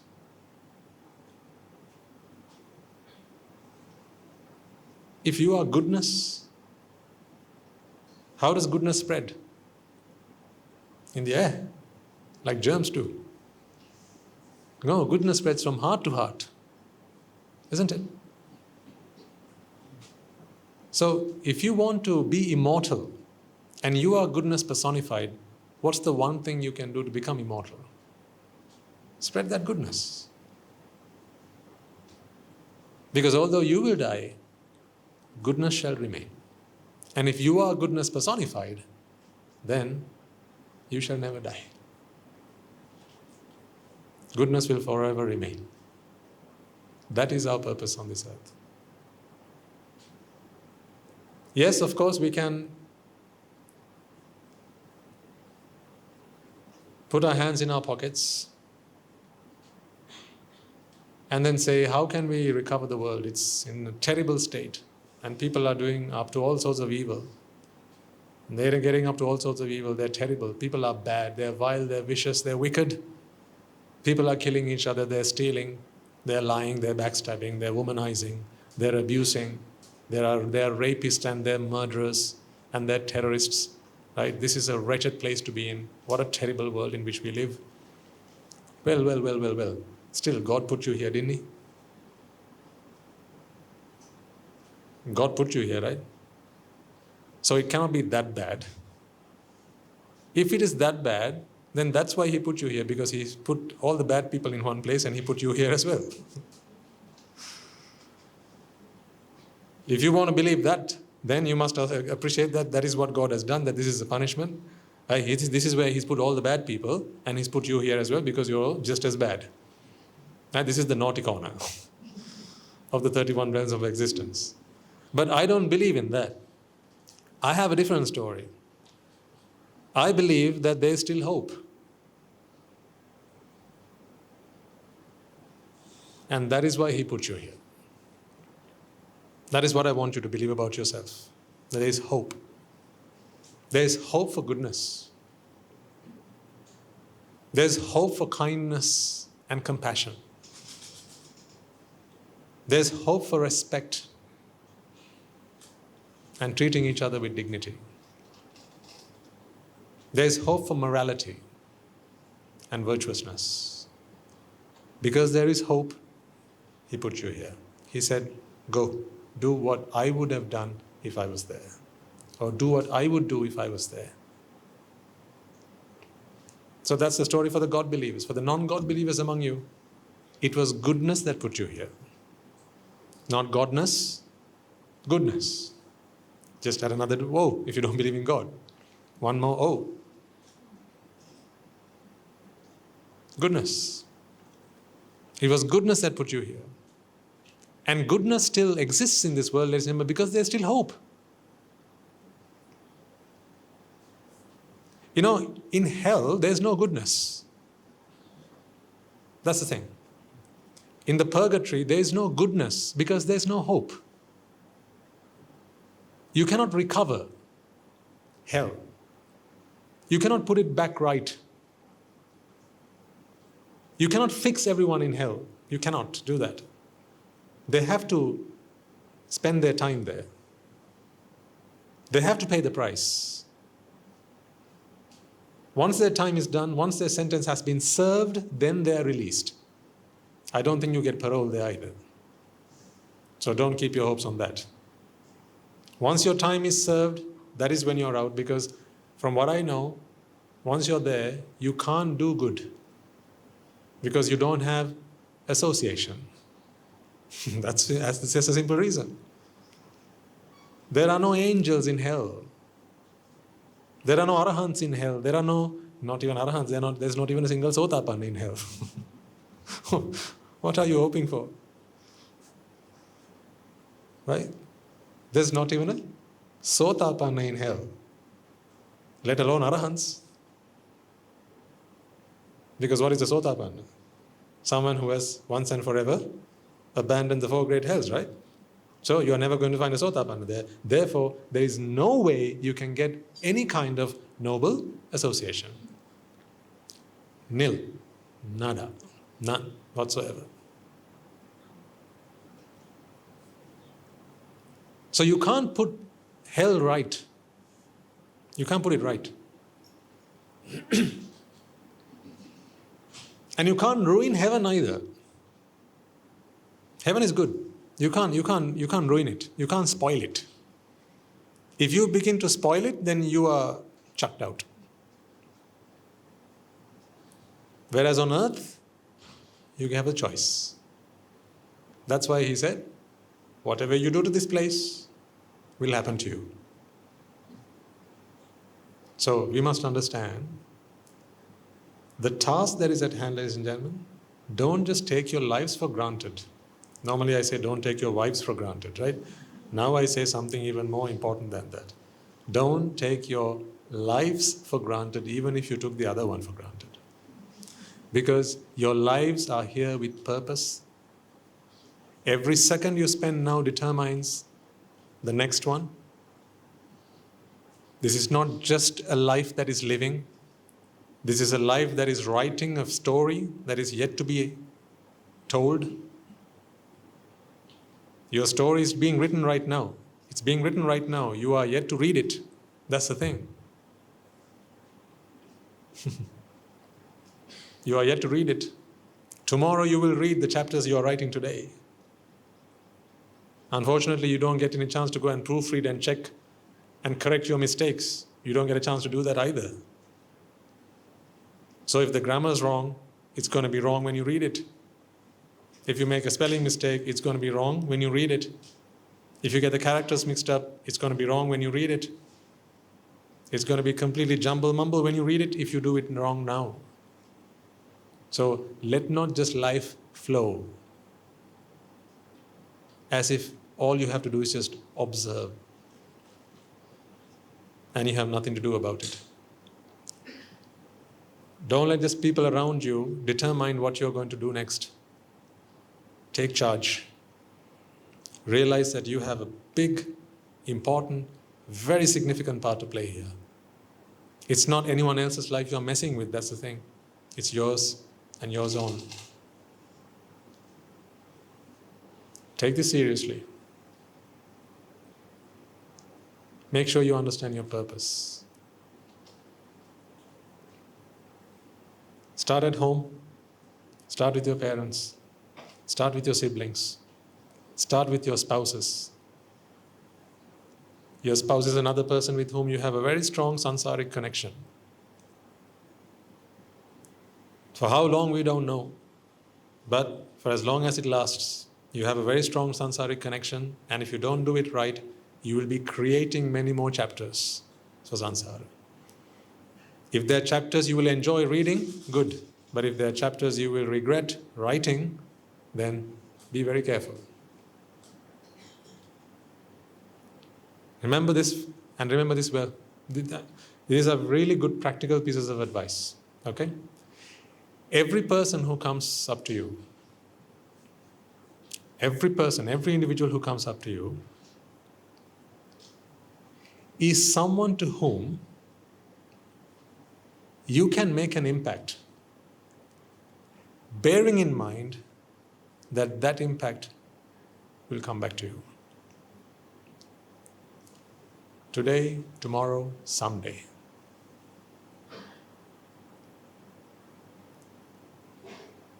Everyone you come across in life is the same. Whatever impact you make on them, here is an opportunity for you to decide the kind of impact you want to have upon yourself. Therefore, choose wisely. You cannot choose who comes in front of you, but you can choose how you treat them. Who comes in front of you has already been chosen. How was it chosen? Who chose it? Who chose it? Exactly. You chose it. When? When the chapters were written. This interaction, this one, that was the chapter you had written earlier. Now you're reading it. Now you're reading it. So this you cannot choose now. But what you can choose is how you interact with this association. How you treat the person who comes in front of you, that is yours to choose now. Meaning, it's now your chance to write that next chapter. So, when you step outside these gates, you might be confronted by a beggar. Perhaps unshowered, unshaven, filthy, dirty, smelly, gross.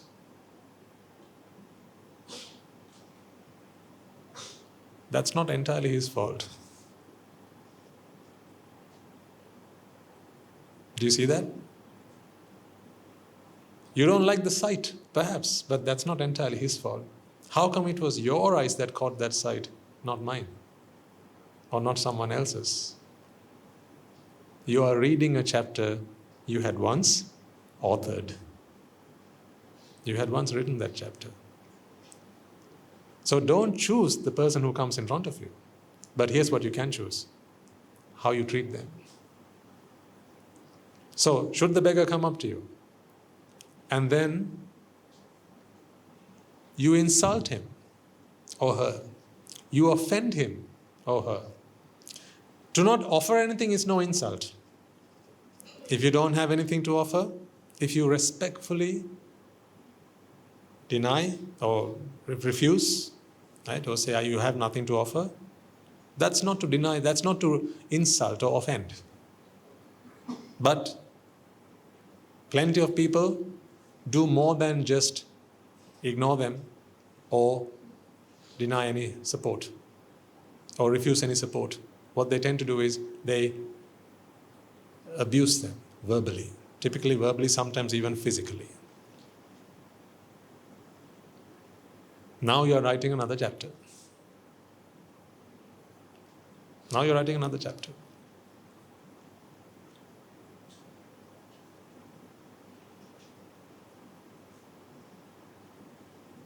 So if a priest comes up to you, if a monk walks up to you, If a nun walks up to you, again, this is a chapter that was once written. So it's your time to now read it. Why only to you and not to someone else? Well, that is what we call merit. That is what we call vipaka, really. Merit or demerit. It's what we call vipaka. But that is a chapter that was written previously. But now you have the choice to determine how you are going to write this chapter. You can either, once again, insult, offend, abuse, accuse, and so on. Or you can be respectful, you can be courteous, you can be generous, and write another chapter. See, who's in power now? Who's the only one who decides what happens to you? Who? Exactly. You and you alone. This is why the Dhamma empowers. The Dhamma is not about making you feel that you are subservient to anyone. You are not my servants, neither are you the Buddha's servants. You are not the Swamin Wahanse's servants. You are not the Sasana's servants. You are the master and you are the servant.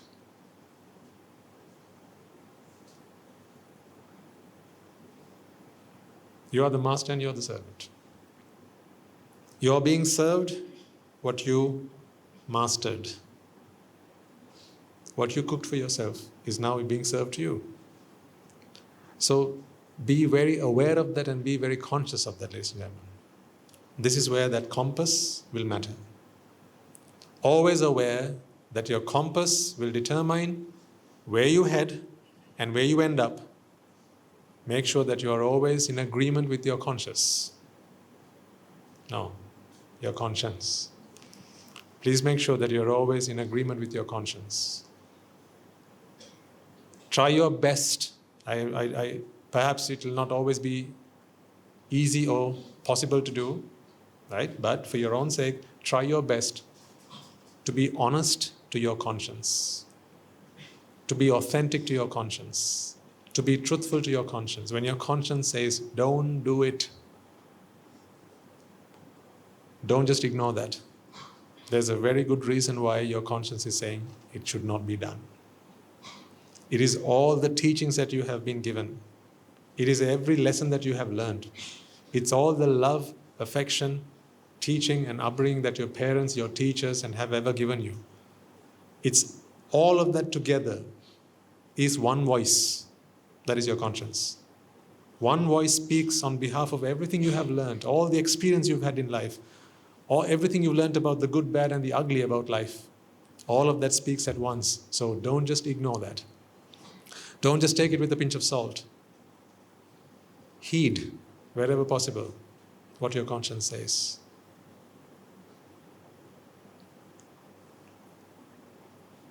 See, now you know what to do and what not to do in almost every situation in life.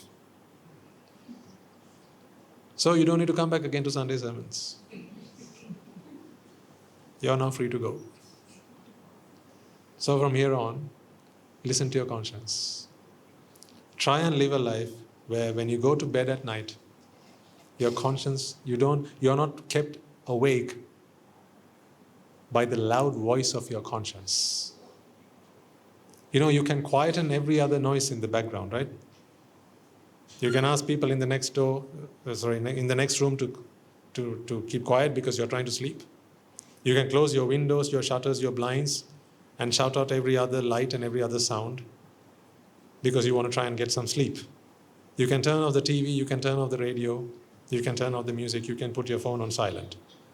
But even when the whole world is silent, pin drop silence, yet you put your head on that pillow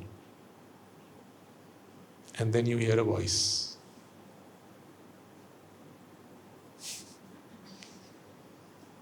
How do you silence that guy?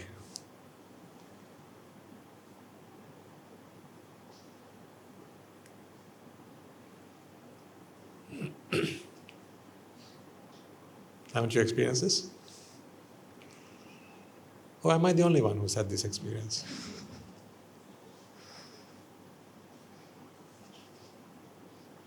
See, when the whole world is silent, the whole world is prepared to let you sleep.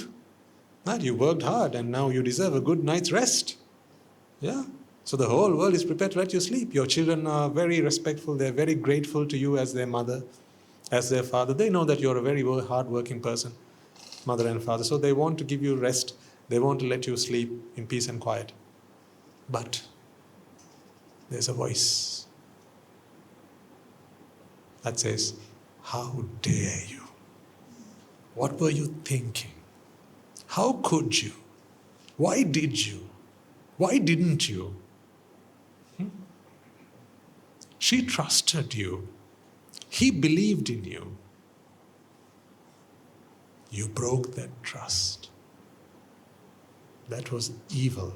That was bad. That was terrible. That was wicked. How could you do something like that? When that voice starts to mutter, you know it's going to be a long night.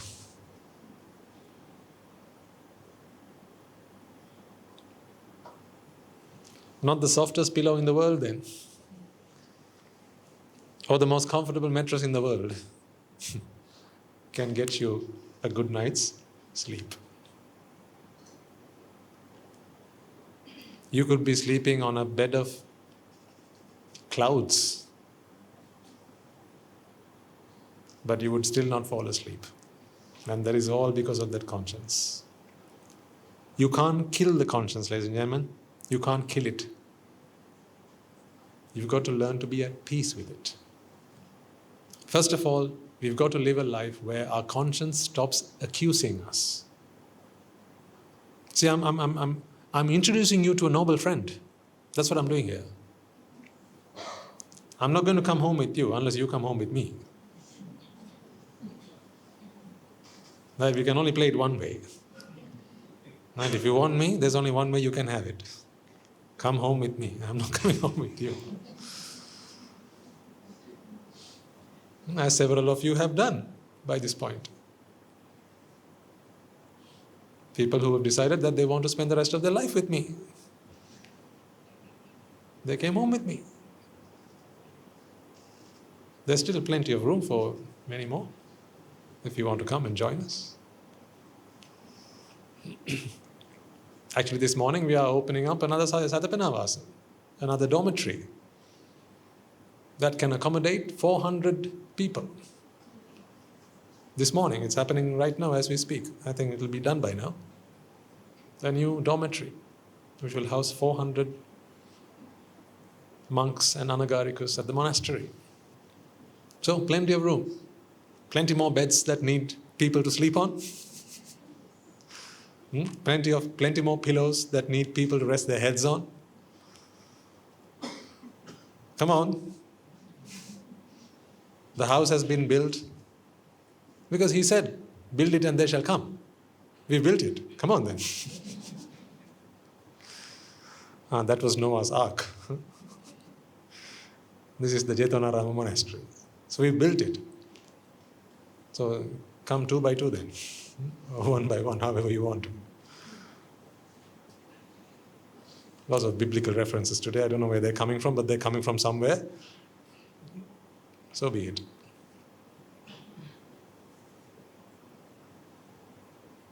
That's why I don't come here to listen to a Buddhist sermon. Not from this Swami Mahanse. Because I'm not Buddhist. And I'm not Christian. I'm not Muslim. I'm not Hindu. I'm not even an atheist. Religion is not something I define myself with. I am neither religious nor non-religious. Religion is not part of my definition. I just come for the truth. People dress the truth up in various guises, and they take one version of the truth and they say that is Christianity. They take another version of the truth and they say that is Islam. They take another version of the truth and they say that is Buddhism. Ultimately, what they don't know is they're all talking about the same truth. But to try and fit it into some kind of, to shoehorn it into some kind of way that so it looks different to the others, because that's what people want, like separation.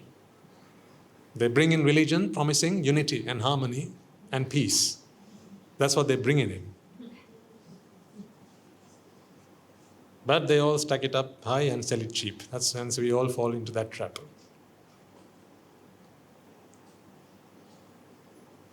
It's just misfortunate, quite unfortunate, that they take the truth and then they dress it up in religion, just so that they can now segregate the truth in many different forms, and then say this is the one version of the, this is our version of the, this is our version of the truth.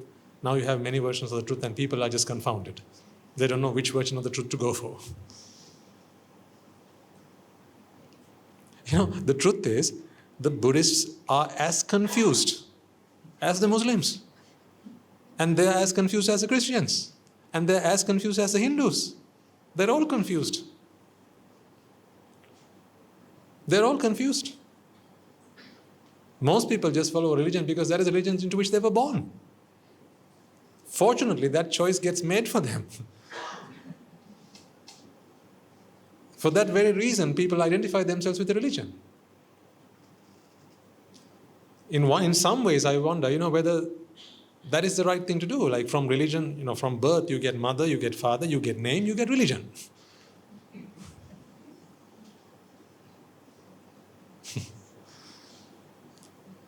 I don't know. I have a different take on that.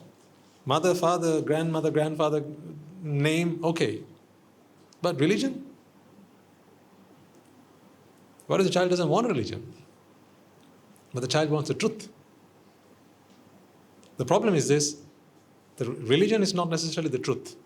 Therefore, when people believe that religion is the truth, that's where the problem is. It's like walking up this hill, destitute. When someone says that religion is the truth, and the truth is religion, now you have a problem. Because the moment someone tells you that religion is the truth, now you stop your search for the truth, don't you? Because you are born with religion. See, when you were born, you were either born as a Muslim or a Hindu or a Buddhist or a Christian or something, right? Because your parents said that you were of a certain religion. And then they said that is the ultimate truth of the world, of existence, of everything. So then you stop looking for the truth because it was like a birthright. It was just there. It was there. You just have to be. If you were born a Christian, you just had to be a Christian. If you were born a Buddhist, you just had to be a Buddhist. That's all. Therefore, we stopped looking for the truth. We were discouraged to look for the truth, to search for the truth. Our search for the truth was discouraged.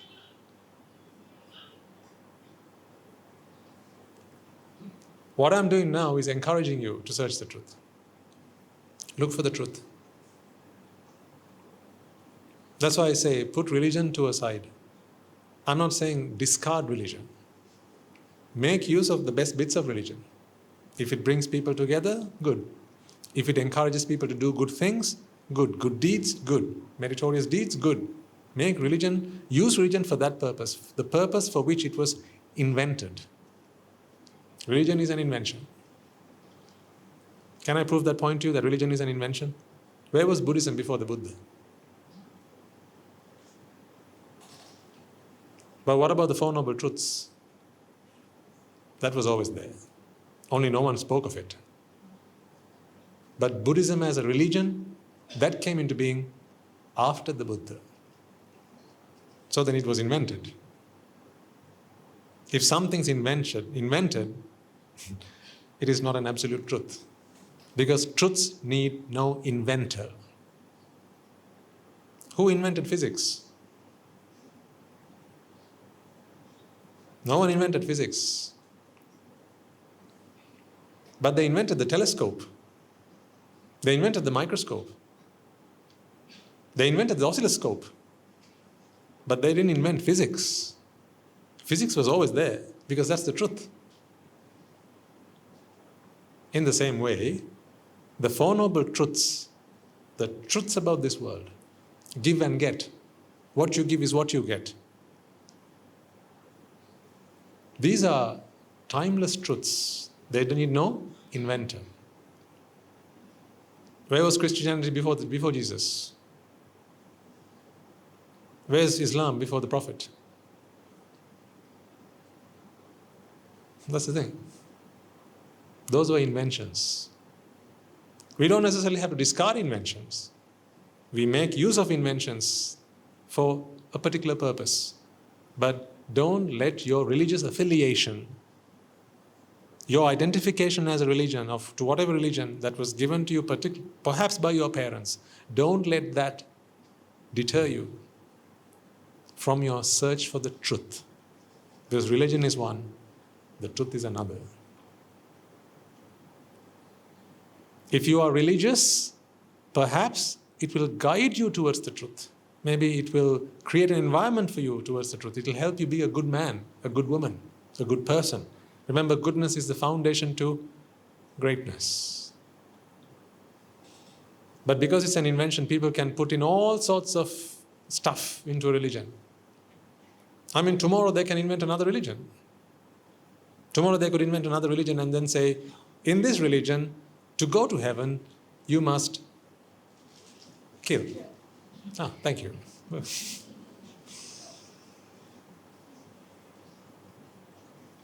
Not love thy neighbor, kill thy neighbor.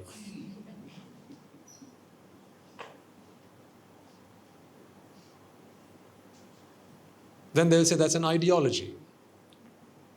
Do that and that is the path to heaven. They'll say that is the path to the truth. Don't take that word. The truth does not come dressed in religion. No, if you want to find the truth, first listen to your conscience. If you lack a noble friend to get advice from, to get guidance from, to take instruction from, use the one that you already have. Yes. The one whose voice always speaks up to you and speaks to you. Listen to that voice. Then do as your conscience says, not do as the book says. That's not what I suggest. Not do as the book says, not do as the TV says, not do as your friends say, not even do as your parents say. Do as your conscience says. Do as your conscience says. Do as your conscience says, and always do what your conscience says is right to do. Morally right. And then, what happens then is this. Every time you do what your conscience says is right, is the right thing to do, you please God for the God believers, and you please goodness for those who believe in karma and vipaka. Good karma is generated, and that good karma will eventually bring you a noble friend. See, that's where you start. That good karma will bring to you a noble friend, and then that noble friend shall guide you to calibrate your compass further, so that you can then step from goodness to greatness. Now do you see the whole picture? So then, must a man have a religion to be a good human being? No, because you were born with what? With conscience. You were born with conscience. A little bit of God in each and every one of you. We were all born with a little bit of goodness in each and every one of us. That goodness will always guide you, ladies and gentlemen. But people will start filling your heads with all sorts of things. Don't try to mute the sound of or the voice of your conscience with other things you have learned and the voices of your friends and your families and other things. Don't try to mute it with that. Check whether what you've heard, what you've learned, agrees with your conscience. If it doesn't agree with your conscience, go back to the person who said you and asked you to do something and check with them. You tell them, Mother, you've asked me to do something, but my conscience doesn't agree with that. What must I do? Can you help me make sense of that, please? I know that you would never ask me to do something that is wrong, but my conscience doesn't agree with that. Please, can you tell me where I'm not seeing eye to eye? Where have I missed the bigger picture? Go to your father, go to your mother, go to your teacher, go to them and ask. Go to your friend and ask. Just because they say so doesn't mean you should do it. Just because I say you should do something doesn't mean you should do it if it does not agree with your conscience, ladies and gentlemen. Because I don't come home with you, your conscience does. My voice you can silence. Your conscience you can't. I won't wake you up when you try to fall asleep. Your conscience will. I won't trouble you when you try to meditate. Your conscience will. You try sitting down and try Arya Maitri, and your conscience will say, what Arya Maitri meant?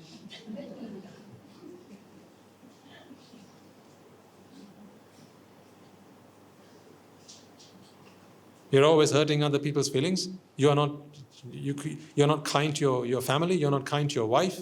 You're not kind to your children. You're so evil at the workplace. Always bossing people around and talking down to them. What Arya Maitri? That's what your conscience will say. What will Swami Vivekananda say? Sit down, take a deep breath. May I and all beings in all worlds. That's all I can do. I won't bother you. Soon after you close your eyes and you appear to be in a deep state of meditation, I will just keep quiet and walk away. I won't bother you, but your conscience will. That's why, don't do something just because I ask you to do it. Check with your conscience. If your conscience doesn't agree, come and ask.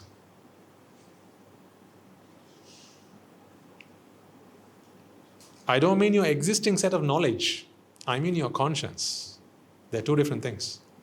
Knowledge you have to acquire. A good conscience you're born with. Right from an early age where you start to understand how the world works, right? You have this internal sense of, I don't want to do others what I don't want others to do to me. That is your most basic sense of a good conscience. We are all born with that. You can't deny that. We are all born with that. I don't wish to, and it's wrong to do to others what I don't want others to do to me. We are all born with that. That you don't need to learn at school. You may learn it at school, but you don't have to go to school to learn that. You're born with that. Start from that. Start there.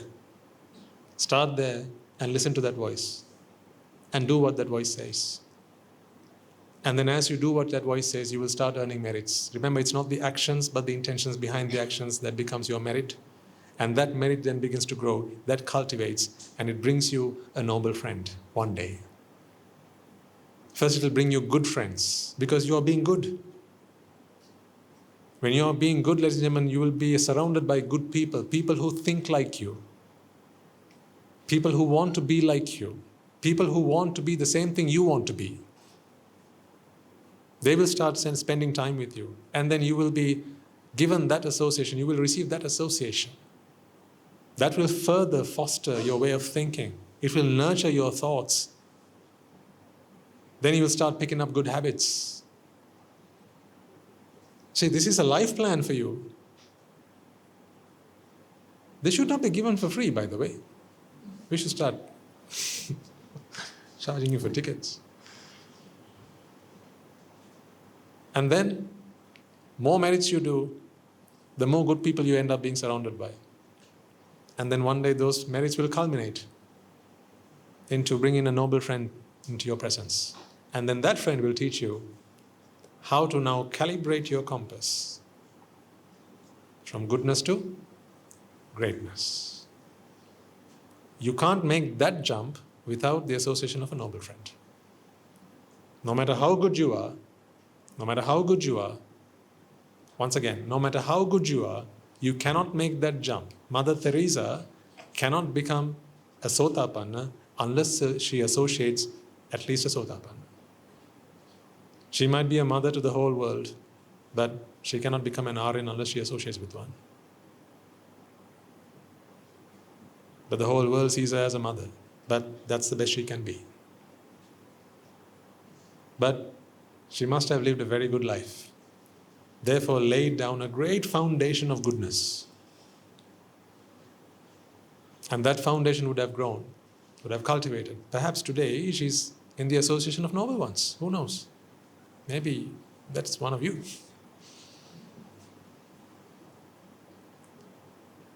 Or maybe she must have become an arahateri and maybe already passed away into Parinibbāna. Who knows? So much goodness was done in her life. But being good alone does not help one to become an arahant. You have to have that association. But that association, the power that is required for that association, the essence, the juice that is needed for that association, you must generate by being good. So what does goodness take? How much does it cost? How much does goodness cost?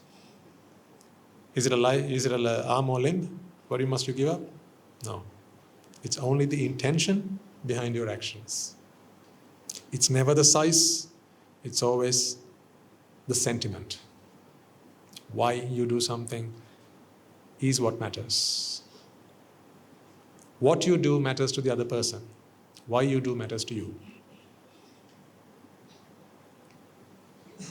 See, that's a good philosophy. Another good philosophy to remember. What you do matters to the other person. You could be the kindest person in the world, but if you slap someone in the face, does it not hurt them nonetheless? See, what you do matters to the other person, but why you do it matters to you. So, we have a responsibility to two people in this world. Two people. One is to you and the other is to the person in front of you. So to both these individuals we have a responsibility. Therefore, you must watch out and always do the right thing. Do the right thing. So the what is also important, but the why is also just as important. Doing a good what means people around you will benefit. Having a good why means you shall benefit. Right, time for today. Before I conclude, you know that we've been doing a lot with languages, and we are also, of course, working together on the International Language Center, which we fondly refer to as Little Britain. So that project is getting close to a point where we can lay the foundation stone. I think by January, the dawn of the new year, we should be there. Guru Handra is going to be going out to Australia and New Zealand for a few weeks. So I think when he's back, it'll be a good time for us to initiate that project, something we've all been waiting for and longing for. Because you know that what you have, you got because you gave, you've given in the past, and therefore there's only one way to get, and that is to give. So that is an opportunity for us all to get together and give.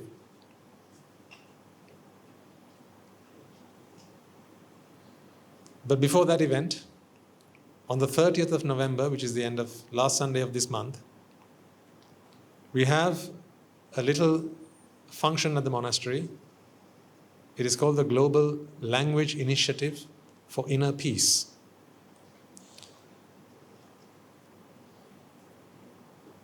We have been learning many languages over the last few months and last few years actually. Many Swamin Wahanses, many Anagarikas. Anagarika Mahathas, they also start, but they actually pick up their practice once they come into robes, because there are plenty of other things that they need to be getting on with during the Anagarika period, like bringing us here, looking after us. You know, when you're there, they are the ones who run around like ants all over the place, right? Making sure that you're comfortable, tending to you, tending to the Swami Wahanses, carrying the Muthukuda, laying down the carpets, setting out the Dhamma hall. So there's a lot of work that they're already doing. We didn't want to put another burden of learning languages. But as the Pandu program starts, which is the last 2 months before ordination, they start picking up a new language, and then they commit themselves publicly, which is what you hear when they give their commitment in the video on the day of the ordination. So we have been learning several languages over the last few years. So it has come to a point where we now have 25 languages that we are all learning together as a family, as a monastery, which is, in my opinion, quite quite a number. To me, what that means is, it's like having 25 different passports. So you can have passports for the sasana. Because we reach people by speaking to their hearts. If you speak to a man in a language he understands, that's good, you can make sense. But if you speak to a man in his mother tongue, in his own language, then you can speak to his heart. And that's where the transformation begins to occur. So we believe in that, and therefore we have been investing time and our energy. We meaning who? All of us. Who's given us the books? Who's given us the teachers? Who's given us the technology? Who's given us the classrooms? Who's given us the stationery? Like I said, I only have the 2 robes and my arms full. Everything else comes from our devotees who love the sasana just as much as we do. It is people who believe in the purpose of why we do this. That vision. I think that is where we are all united. The vision that we all have. Oftentimes I have said, don't offer to me. Offer to what I stand for. Offer to the cause of what I am here to achieve. So that is what we have all been doing. And so on the 30th of November, we will be launching 25 YouTube channels. Each of these channels will be in a different language and will carry the message that brings inner peace. Let's not call it Buddhism. Let's not call it Buddhism. Let's call it the message that brings people inner peace. We'll be sharing that message to all corners of the world. We don't know how long it will take for those channels to pick up, whether we'll have any viewers at all. At least the person posting will go and check whether it's live on the channel. But over time, people will pick up. Then they get to hear that this initiative is up and running. When people have enough merits and they want the truth, like I explained to you just a moment ago, build on that foundation of goodness and a noble friend appears. What is the saying? When the who is ready, does the what appear? When the teachers, come on. When the student is ready, the teacher appears, of course. So when they are ready, the teacher shall appear. So one of these days, they will be just scrolling on the internet, browsing on YouTube, and then they will randomly just run into one of these sermons. And maybe that will be in Polish. So they click on that, and then they, for the first time in their entire life, they hear, wow, where did that come from? So then they will subscribe to the channel. One viewer. That's enough. If through all this we can produce one arahant, that's one arahant more than we have right now, isn't it? So be it then.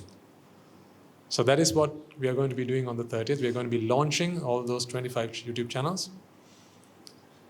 And I would like, I can't say I want, because then you will have to bend over backwards to do that. I would like for all of you to be there, if you can. So Sunday, it is a Sunday, so therefore we don't have this sermon in the morning. But the morning's function will conclude just before arms round. And then after that we have the afternoon session. And we can have the sermon, an afternoon sermon on that day. But if you can be there in the morning, it would be a fantastic opportunity for all of us to be part of that. And we have invited some dignitaries from... When we picked these dignitaries, we've tried to find people who can take this message out to the rest of the world. So on some occasions, we have tried to engage with embassies. What we are looking for is not authority or power. What we are looking for is contact.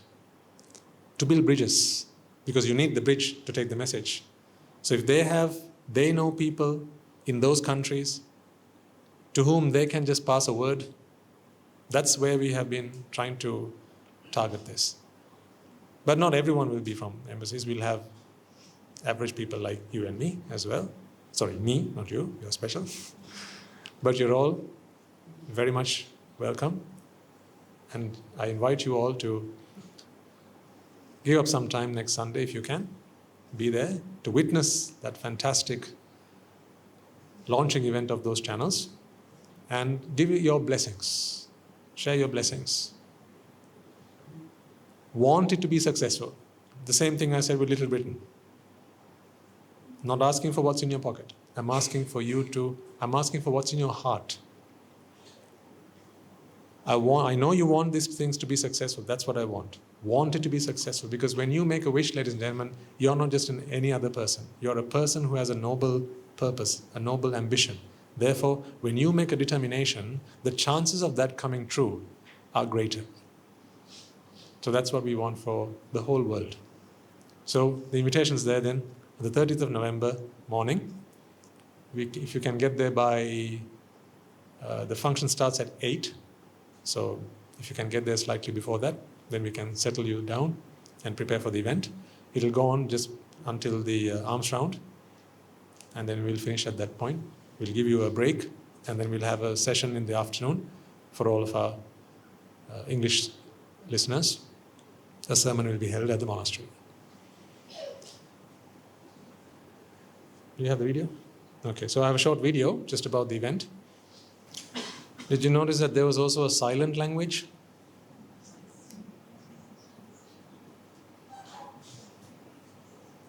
Just think about the kindness, the goodness that must be there in those hearts. The want, the desire to take this message even to people who can't hear what we say. That's why I say, I have such a good fortune, the good fortune to live among wonderful people. And that's all of you, that's all of us, that's all of them. We have a team of monks and anagarikas who are learning the sign language. They're learning how to express anicca, dukkha, anatta. The timeless wisdom taught by the great philosophers, the great teachers we have seen, that humanity has ever seen. Usually you find people learning this language if you're either a teacher to students who are hard of hearing or deaf, and to individuals who are deaf or who are born deaf. Usually that's when you find this people learning that language. But here, it's not for them. It's not for them. One of our Swaminathas is learning Arabic. We don't know how successful it will be, but that's not going to stop us from trying. We will try. Because it's not what you do. It's why. So if the what we do turns out to be unsuccessful, so what? The why is never unsuccessful, is it? The why is never unsuccessful. The why is always successful. For good or bad, it's always successful. The what might work out, might not work out. It's okay. German, Polish, French, Spanish, Italian, just a few that come to mind. Arabic, sign language, Pali, Sanskrit, Sinhalese and English, of course, you know. Then there's Swahili. We are very fortunate to have a few gentlemen from Kenya. Swahili is their mother tongue. And they're happy to share what they have learned from their teachers. Swedish, just to name a few. Telugu, Malayalam, Hindi. I'm sure I must have missed a few. Too many to remember now. See, this is what God put us on this earth for. To love, to care, to be kind, to help. Be part of that mission, ladies and gentlemen. Be part of that mission. Be part of that mission. Create space for God in your heart. God in your heart is the same as good in your heart. Make a heaven out of earth. There are too many people trying to make hell out of earth. We can't expect them to stop, but we can make heaven out of earth. So let's do that. Right, let's do the merit transfer and conclude for today. First and foremost, let us all take a moment to transfer the merits that we have all acquired by making offerings to the infinite virtues of the Noble Triple Gem, as well as creating a conducive environment for all to come along and listen to the Dhamma and practice the Dhamma diligently. Let us transfer these merits to the bhikkhus and bhikkhunis, upasakas and upasikas, who have since time immemorial protected and preserved the sublime teachings of the Buddha and passed it down through the generations of the noble lineage in the form of the Tripitaka, which is thankfully available to us today to study, understand and comprehend the Dhamma. Let us take a moment to transfer these merits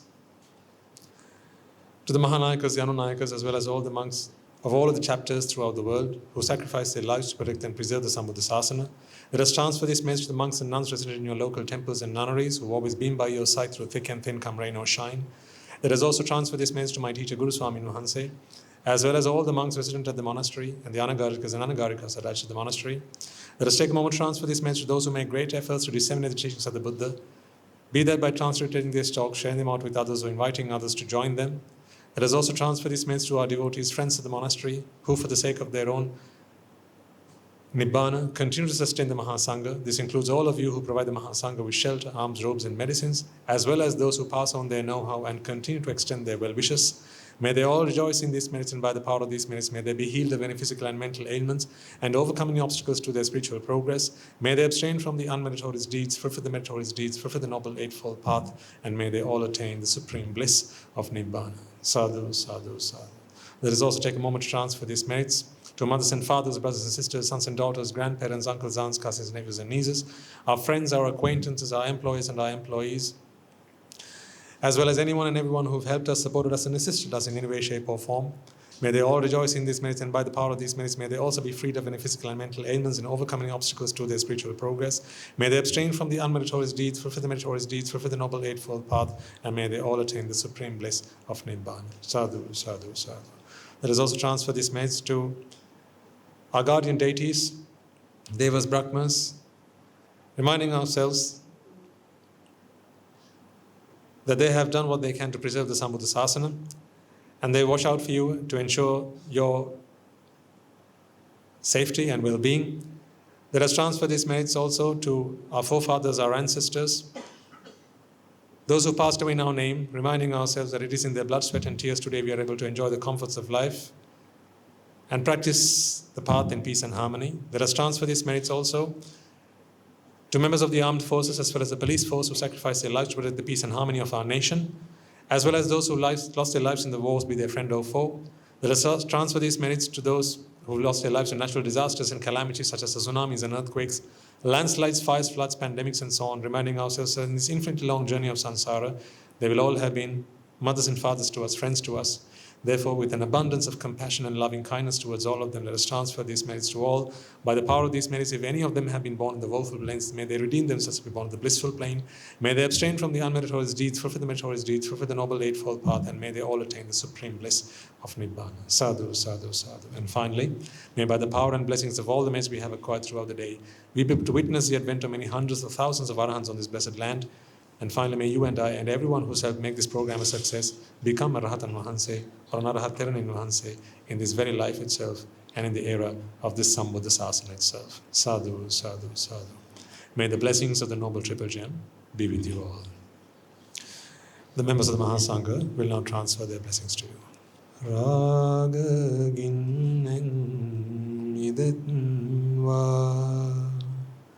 Dvesha ginnen idetva Moha ginnen idetva Nibbāna parama sukhayen Sukhita taravetva